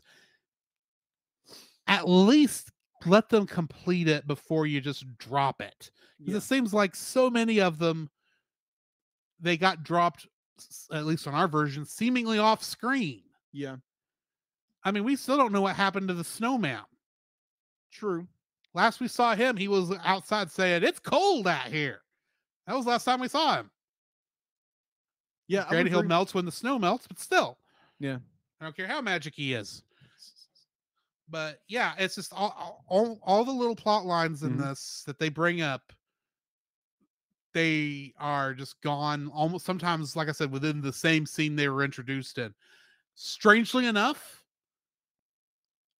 I think this is going to sound like heresy, mind you. Star Wars Holiday Special, I think, does better with its plot lines than this does. And actually letting them complete, letting them have some gravitas and some weight. Now, admittedly, it's a lot of skits with one main storyline. Yeah. So it's a lot easier to work with. This feels like about 30 skits crammed together. And the only reason we say it's a plot line is because there were skits that played in between the beginning of it and the end of it. Fair. So fair. Yeah, it just feels like a lot of things that should have caused more tension. And I hate to say in real life, but basically, if this sort of stuff actually happened, it would cause more tension. It cause a lot of interest. Yeah, stuff we don't get to see the Muppets or really the Sesame Street characters get to do a lot of, where they actually have these fun, not say fun, but actually get at each other's throats. Okay, I kind of wanted to see that at some point. But we never get there, and it's like everyone's just super happy at the end. And yeah, I get that's the point, but it's just like I was wanting this to have just a little bit more weight to it. I guess that's all it comes down to. And I could see plenty of ways they could have done it, and they dropped the ball every time. Like I said, I get it. I just wish there was just a little bit more oomph to it. Do you have any more dislikes? I'll just jump off yours. I completely agree with you that there again, this story is very rushed. The plot lines kind of go, they're here and they're done, and so many of them are dropped. But I would agree that this is a special. It's under an hour, so you don't have a whole lot of wiggle room to work with. Yeah, and especially when you're combining 4 different franchises into one show. I mean, the Fraggles barely get any screen. You only get like maybe 5, maybe 10 minutes total screen time. It's a lot quicker than the Muppet Babies in this version, anyway. Yeah, but that was funny. That was funny. That was hilarious. That was funny. But yeah, I do agree with you. Be like, yeah, this if they could have took their time and like flesh out the story a little bit more and had our characters interact more, it would have probably been a more fluid story. But there again, this was this is special for ABC, right? The only time we're gonna be able to do this. I get that. I mean, it's just I've seen a couple of the other Muppet specials, plus Muppet Christmas Carol, and I've seen what they can do even with the limited limitations they have with such a big cast. And I just was like, could you be more like these other things? Be a little bit more like all this other stuff. And it's like, well, it's still fine. It is what it is. I hate bashing this at all, to be honest. But if I'm gonna say there's something I just wish was better, it's just like I wish more of these plot lines had a little more weight behind them. If you're gonna do it, if you're gonna have I think it could have been better if they would have maybe not had 2 or 3 of these plot lines and then just focused on maybe 1 or 2. Okay. The piggy one and Swedish Chef trying to get the turkey. Got it. Because those are the 2 main ones throughout the whole thing, to be honest. They maybe kind of a couple of other ones, but just make it more skit-like instead of another plot line that's going to weave throughout this film and ultimately not go anywhere. Agreed. Anyway, sorry, I interrupted you. No, you're good. I completely agree with you on that. Yeah, if this movie would have had been able to breathe a little more as a story, I would agree with you that this be like it would have made it a little more cohesive and would have brought the story together. But there again, understanding limitations, but is what it is. And granted, writing Christmas specials is hard. Yeah. Because you got to have all these big they're all almost all these are series of skits. Most of them they lean into it by saying, look how silly and goofy and obviously tacked on this character's appearance is. Yes. That's how a lot of them cheat at it. This is actually trying to produce a actual cohesive story, and it gets close. It gets really close. And it's just got it. Ultimately drops the ball, but it's still I like it. It's still fun. All right. So yeah, I agree. That is my second as well. Like I just said, I don't need to repeat myself again. Yeah. Sorry, I keep interrupting. You're good. All right. So I don't have a third. So going to score. Let's go into our summary. What are you rating this thing? Oh, this is a 9. This is solid really? 9. I enjoyed it. It's like you said, it's a nice sweet thing that you can just sit and enjoy. Throw it on YouTube, find the longer cut of this if you can. Yeah. Definitely find the longer cut. I wish there was a way that we could, tell these companies like, hey, we want this, get together, because the fandom has been able to rally together, get things done that the big corporations wouldn't do. And I really wish that they would, kind of put their differences aside, come together, put this on where people can watch it, because it's really good. And there again, there's not a whole lot of meat on this, so but there again, it's a nice little cameo. It's a nice little movie that we can watch and enjoy. So yeah, I'll give it a 9. Yeah, I'm actually giving it an 8. Really? Yeah, it is good. There is a part of me that can't, even though I know what this is supposed to be. There is a part of me that can't really rate something that's kind of this, not cheesy. Cheesy is the wrong word. There is an element of this that is a TV budget that it does not rise above. Agreed. And I think that's what really is what brings it down. It's like it could be better. I can see so many ways it could be better, even though I do love it for what it is. Right. So yeah, that's why I'm giving it an 8. It's like it's not bad. It's just it could be better. Got it. Without much work, I think. But at the same time, how are you going to get all of the big Sesame Street and Muppet Show characters together where it doesn't feel like it's rushed and cramped? True. Much like that house was. Oh, yeah. Very much agreed. So yeah, that brings us to the end of this review. Next week, we are going to be looking at The Polar Express. Yes, a film that will teach us all the meanings of the phrase the uncanny valley. Boy. It's not that it's bad. And this is one of those where it's like, that's just one of the issues that this film has. Right. It is a good film. I've seen it a couple times. Have you seen it? No, I have not. Okay.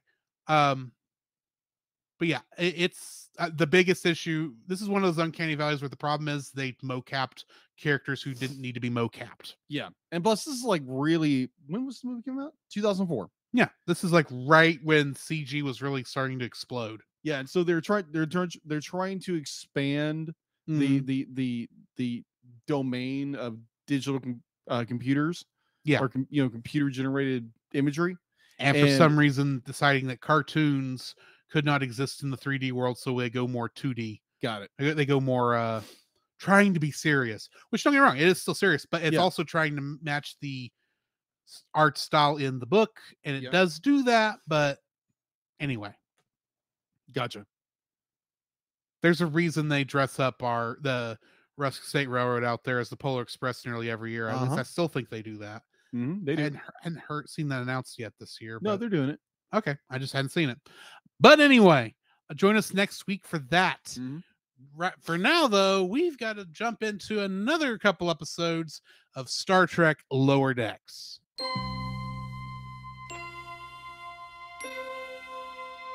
Space, the final frontier.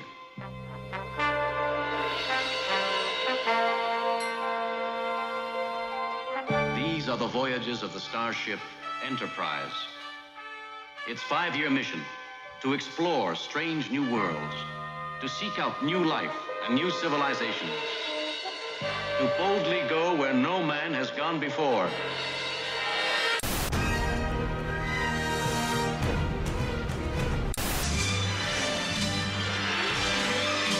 Robotech.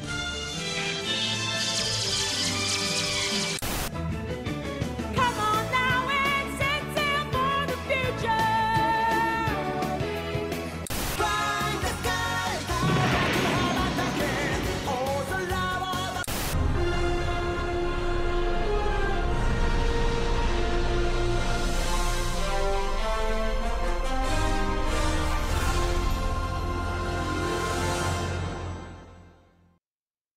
I'm sorry, I just love that song. Of course, of course.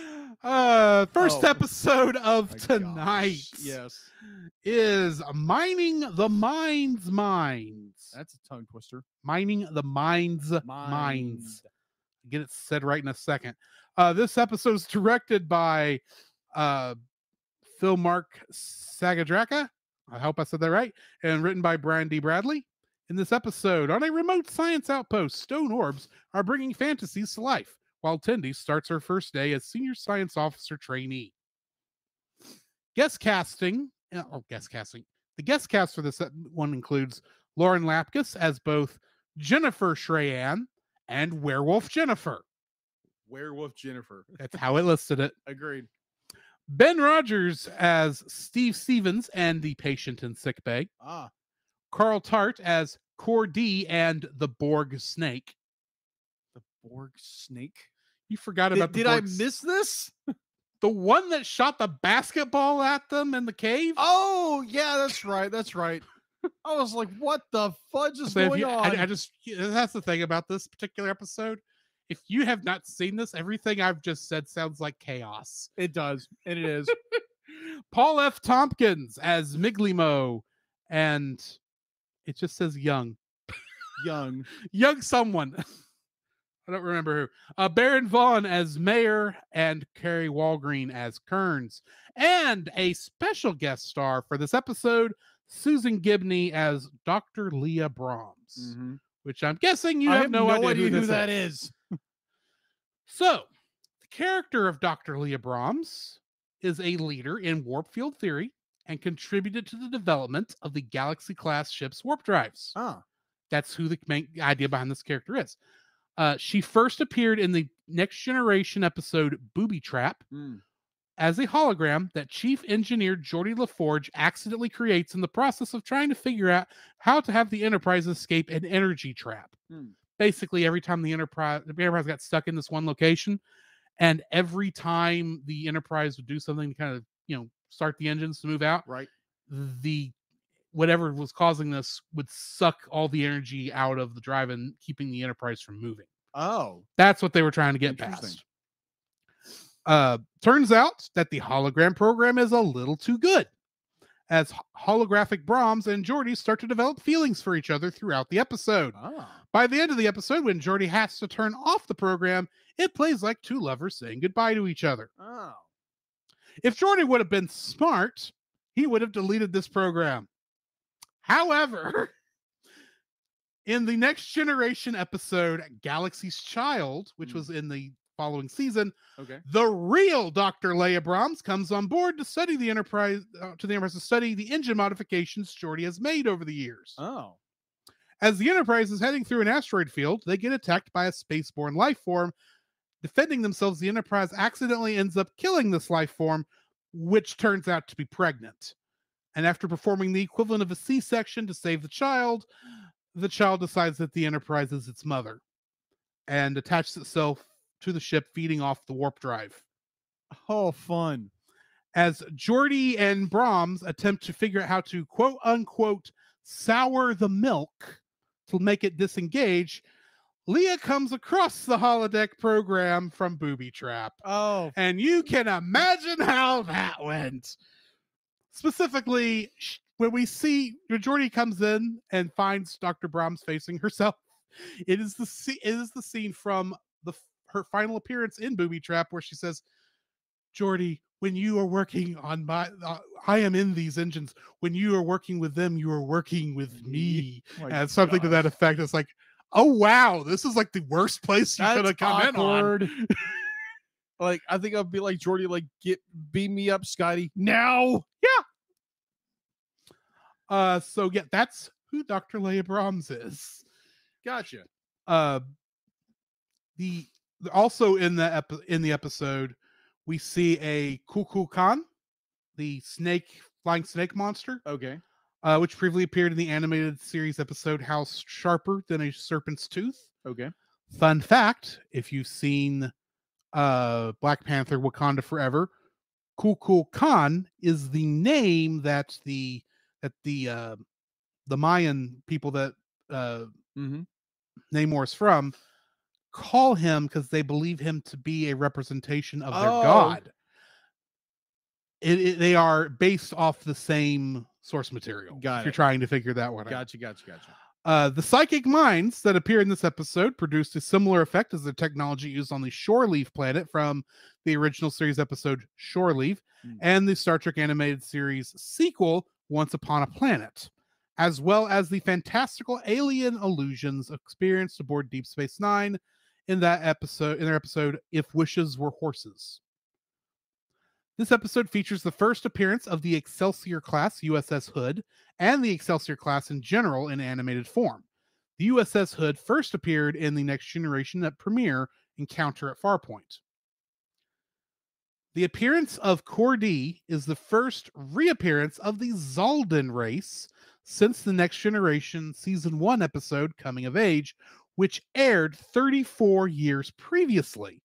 This episode references several past incidents experienced by the lower deckers aboard the Cerritos, including Boimler and Rutherford's descriptions of that Klingon who took off with the ship when he was drunk from Envoys, the time they tussled with Mugatos in Mugato Gumato, the 2 times that they tussled with the Packleds, No Small Parts and Wedge Dudge, the time they scared the crap out of that drill instructor in I Excretus, and the later description by the Carlsbad lower deckers to the time the Cerritos lower deckers stood strong in an alien trial, which was later clarified as more of a party in Veritas.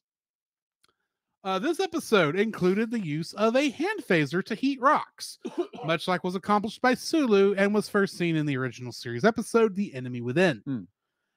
Stevens mentioned that when he was turned to stone, he declared brain dead, but saw a koala sitting on a black mountain.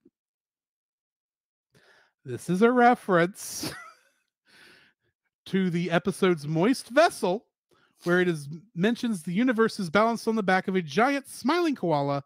Remember the one the guy was trying to ascend, but was actually faking it. But then he does ascend, and we see him.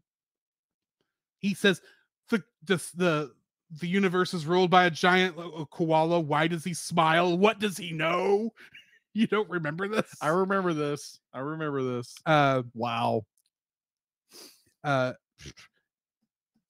it switches the universe's balance on the back of a giant smiling koala. And we'll always have Tom Paris, where Shax mentioned it during the explanation to Rutherford about how he came back to life. Yeah. Which we never got a full explanation for, and I'm fine with that. Yeah. That's the end of the trivia for this one. What are your thoughts on this episode? Oh my gosh. I was like, this, I there again, limited exposure to all of Star Trek. Yeah. Trek, right? Trek. Star Trek. There's an E, not an A. Okay. Star Trek. Oh my gosh. Either or, moving on. Moving on here, people. Before I embarrass myself even more with Star Trek stuff. Moving on. Moving on. Oh man, that's just the fact that they encounter these rocks that will make you like your deepest fantasy come to life and That's turn how it you starts to anyway. Huh? That's how it starts That's anyway. how it starts anyway. Then it turns into a nightmare, which I I found es- hysterical. I especially loved the Klingon clowns. Oh With gosh, the batless arms. those were funny. Those were funny. The part that got me more was Tindy trying to be assertive or trying to buck up to the captain. It's like, hey, I just found it very interesting. I found that more interesting than the I guess you would call the main plot. I guess this is actually, I think, one of the weaker episodes this season. Yeah, I would agree. I'll admit, because it's the one that's the most off the wall. Yeah. Well, outside of maybe the next one, but yeah, I see what you're saying. How Tindy's trying to be more assertive so that she can try and be a senior science officer would be a more interesting story. Yeah, and also her fact to be like she's the one who picks up on the transponder. Yeah.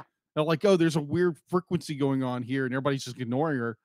And she finally just is like enough and just smashes this thing, revealing the power source. The power source. The power inside. source.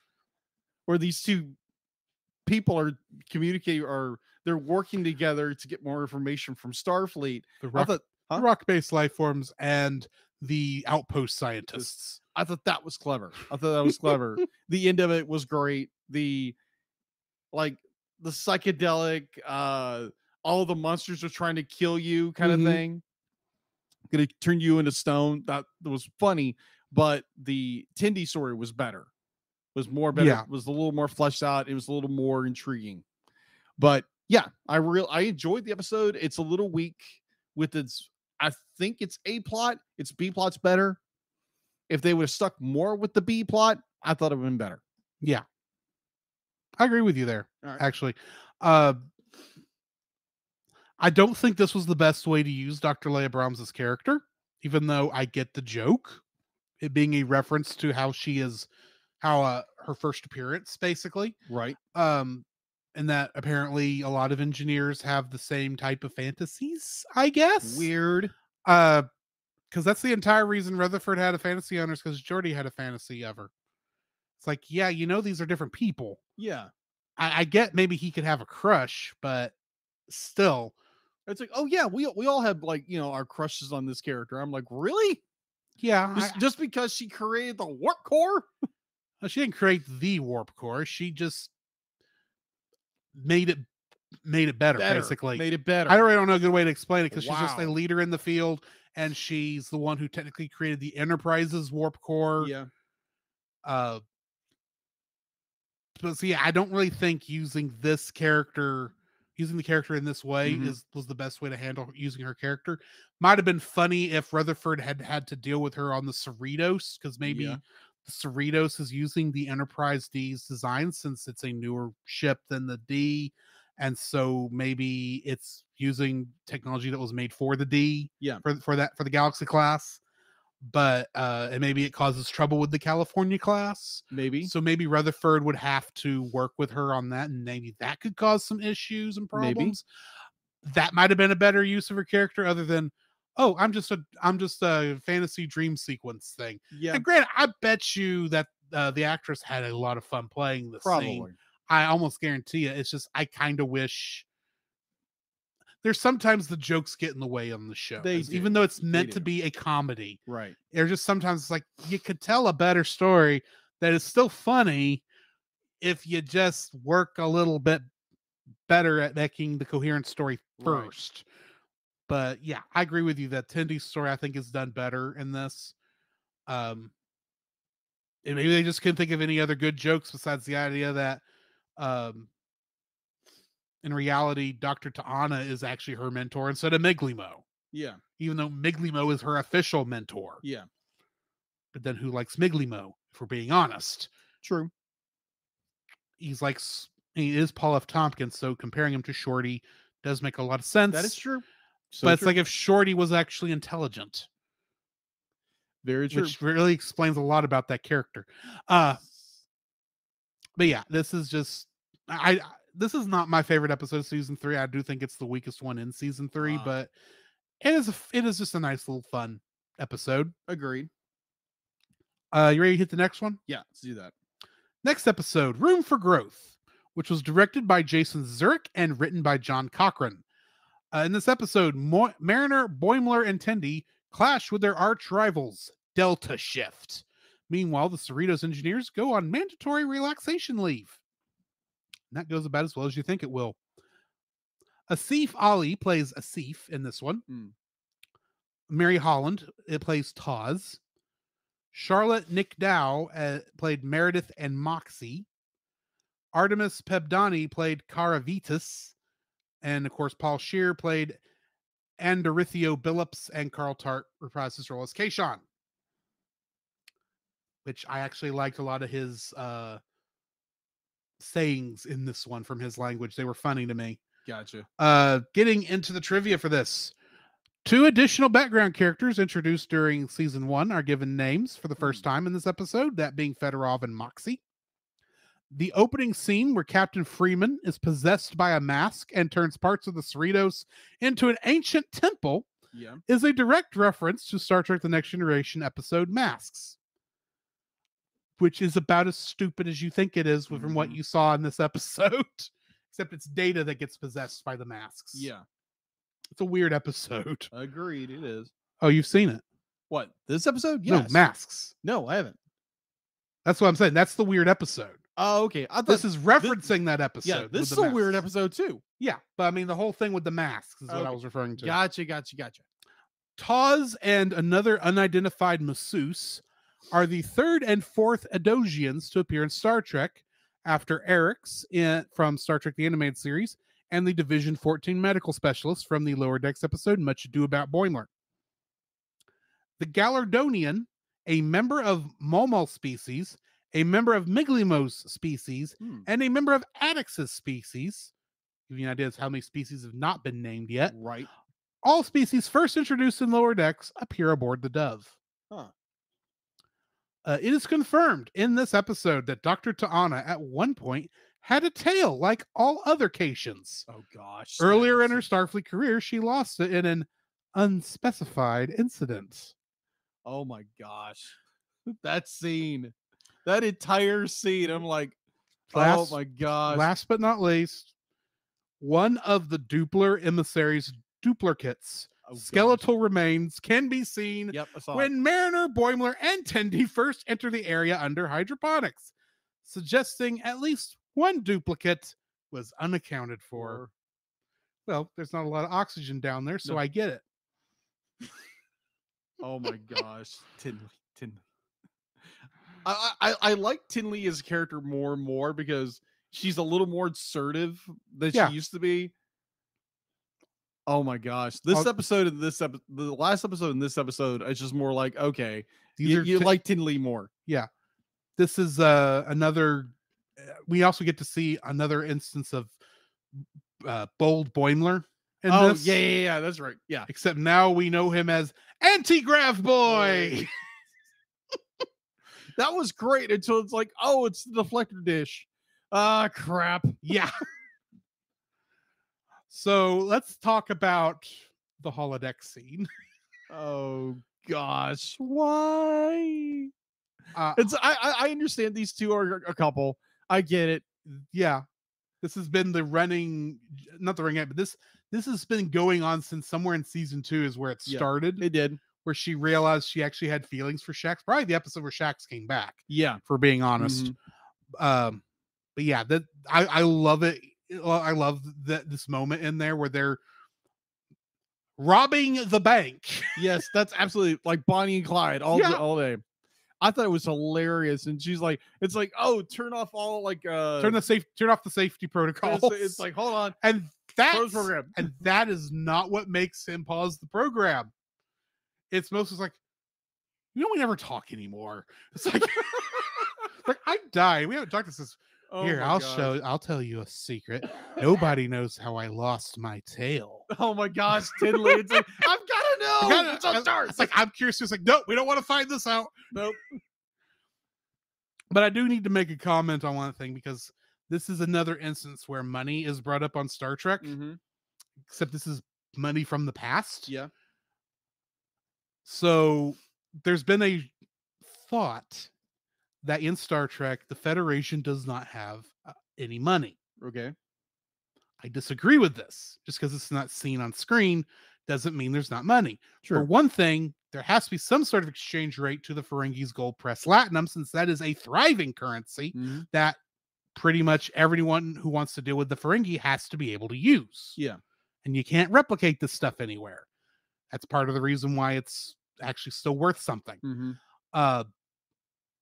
There is nowhere in Star Trek that actually states that they don't have currency of some kind.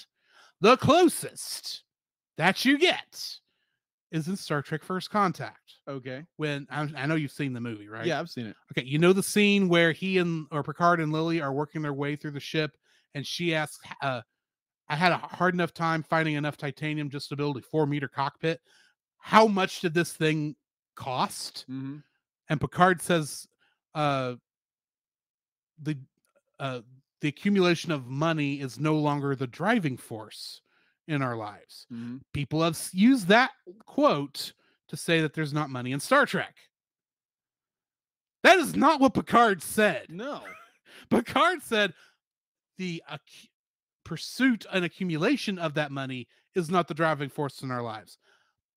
That may be true for Picard, because Picard's family is rich, because they have a very old vineyard, and he probably never had to care about money. And plus, Picard's an idealist, and he has a chance to teach the ideals, or his ideals from the 24th century to the lower 21st century. And maybe this is where the concept of the quote unquote evolved human that supposedly exists in Star Trek starts. This is actually proven true, but anyway, not important. But wouldn't that be like understanding very little about Star Trek? There's still money. But wouldn't he be breaking the what is that code that they can't break? You're thinking of Prime Directive, Prime but Directive. technically that doesn't count here, because it's still the human race. What comes into play is the temporal Prime Directive, which means you can't change the past. Problem is, by that point, past had already been changed, so he's trying to change to correct the problems in the past. And it's not the Enterprise that caused the problems; it was the Borg sphere. True. That's what changed the past. I gotcha. I like what Bobo says in our chat. He says it's kind of like saying money is evil, but that's not the case. It's the love of money that is the problem. And that's actually how it's written in the Bible. We always say it's like money is the root of all evil. It's actually the love of money is the root of all kinds of evil. Yeah. It's that driving force that it's like, greed. oh, I just want to make money. That's your driving force. Money is not evil. It's just money above all else is evil. Exactly. So yeah. So I this is a thing that's always going to come up because people are always saying Star Trek doesn't have money. I'm thinking that's stupid. Why else would Sisko's dad have a restaurant? Yeah. Just because he likes to cook? Do you realize how long it takes to cook run a restaurant? Mm-hmm. You are there all night. You don't do that just because it's fun. You do that because you're getting a paycheck. Exactly. Even if it's a very big paycheck because you're the manager. Yeah. You still have to be up there during like the worst part of the day. So anyway. Yeah. Sorry. Had to get that off my chest because gotcha. That topic is one that bugs me. I gotcha. Anyway. But yeah, that scene is one of my favorites there in the bank. And I love how Boimler and Mariner don't even know are not even sure what it is. They don't even know how to pronounce the word bank. It's like, yeah, we got all this paper currency that has an arbitrary value to it. When you think about it, all money is arbitrary That values. is true. It's It's not not really backed up by it's not anything. backed up by anything. So, I can't really disagree with them. Yeah, agreed. But anyway, I've been talking a lot. You talk. It is interesting that it's like, oh yeah, the night crew is gonna steal all the glory, so they got to go and Well, beat their own so there's punch. a lottery for new rooms that have opened up, Uh-huh. and they think that there are 4 rooms on deck one that are available, But it's only one room on deck 4. which makes a lot more sense than 4 rooms on deck 1, since the only thing on deck 1 should be the bridge. Yeah. That is It true. is traditionally the only thing on deck 1 on like every other ship, True. except for the Defiant, because it only had 5 decks. True.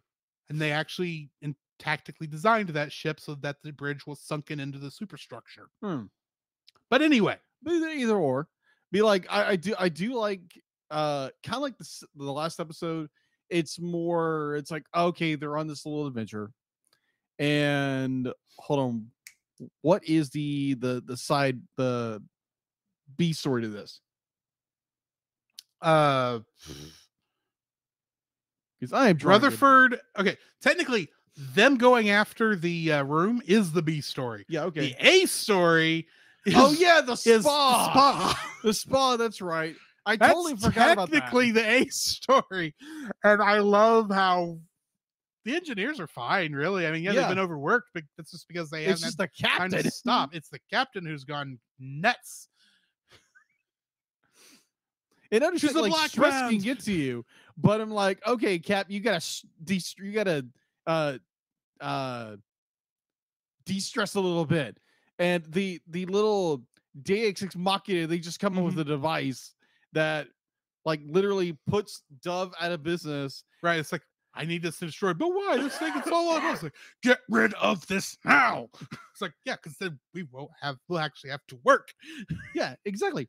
But I love all of their the things they show in there that were supposed to help de-stress, like the puppy room. Oh yeah. The cat room for the deviants. There's no judgment. It's like, I'm one of those deviants. You're not kidding. And then Puppies rule, dogs, cats drool. Yeah, I disagree. And then the room where the Klingon is just killing it, is just breaking everything. It's like, technically he's got over his time, but we're all scared to go in there and stop it. Yeah, you think? It's like, I bet you are. That was all. Yeah, great. that was It's like, fun. quick, increase the puppies. We can't, sir. We've run out of them. We even threw some bunnies in there, and it's not helping. It was fun. It was, to me, it reminded me of Star Wars on episode 2, Camino. Thank you. It's for some reason that just reminded me of that. Mine is not being a clone facility, but more of This is a relaxation. spa. Yeah. That's just what it reminded me of for some reason. But I did enjoy the episode. I enjoyed more the B story to it. And of course, our characters don't win. And it's there again, it's all miscommunication, or it's the like where I think it's Mariner, they start talking about how like where they're gonna be in the next, couple of years. Yeah. This character's gonna be here, this character here. Mariner's probably gonna be kicked out of Starfleet at this point. And Boiler's probably gonna be dead somewhere. I want to comment on Mariner being kicked out of the service, but I'm not. But Got it. Got it.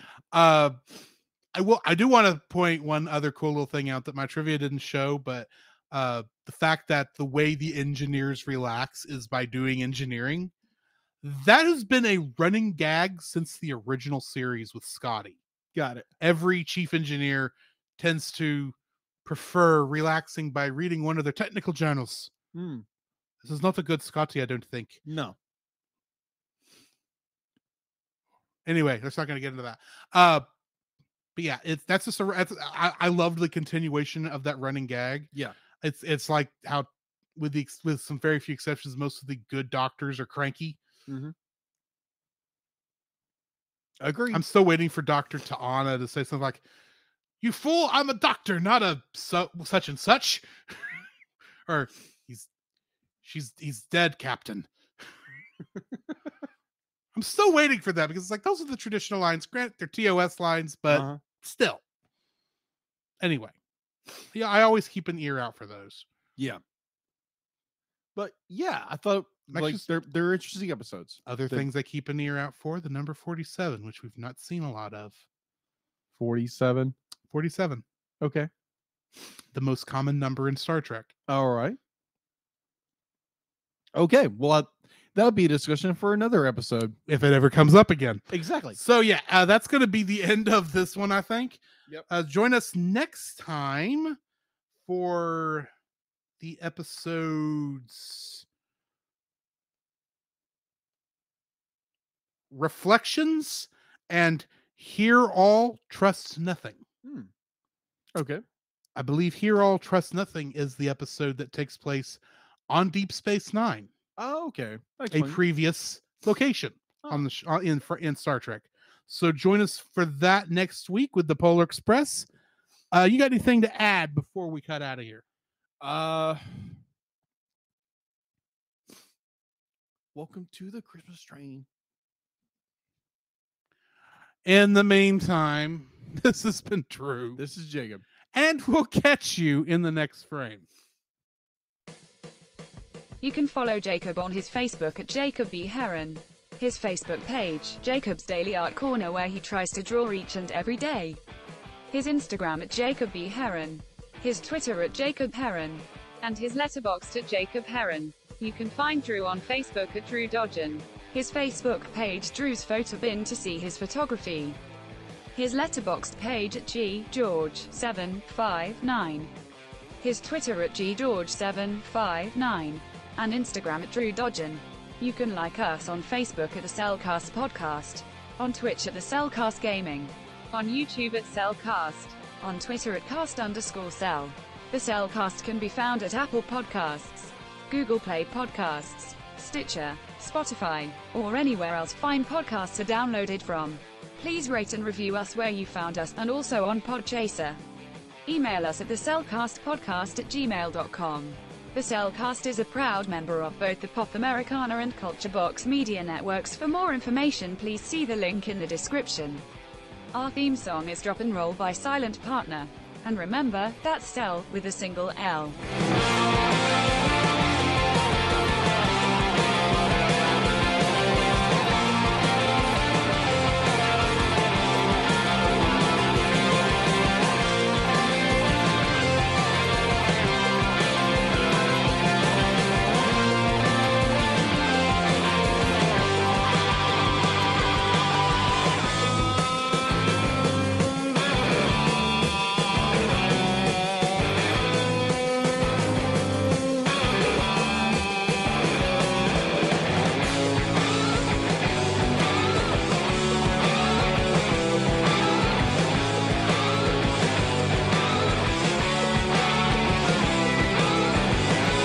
Bindi shindy vindy bindi gobble gobble gobble gobble gobble. Oh, brother, we got stuck in another elevator shaft again.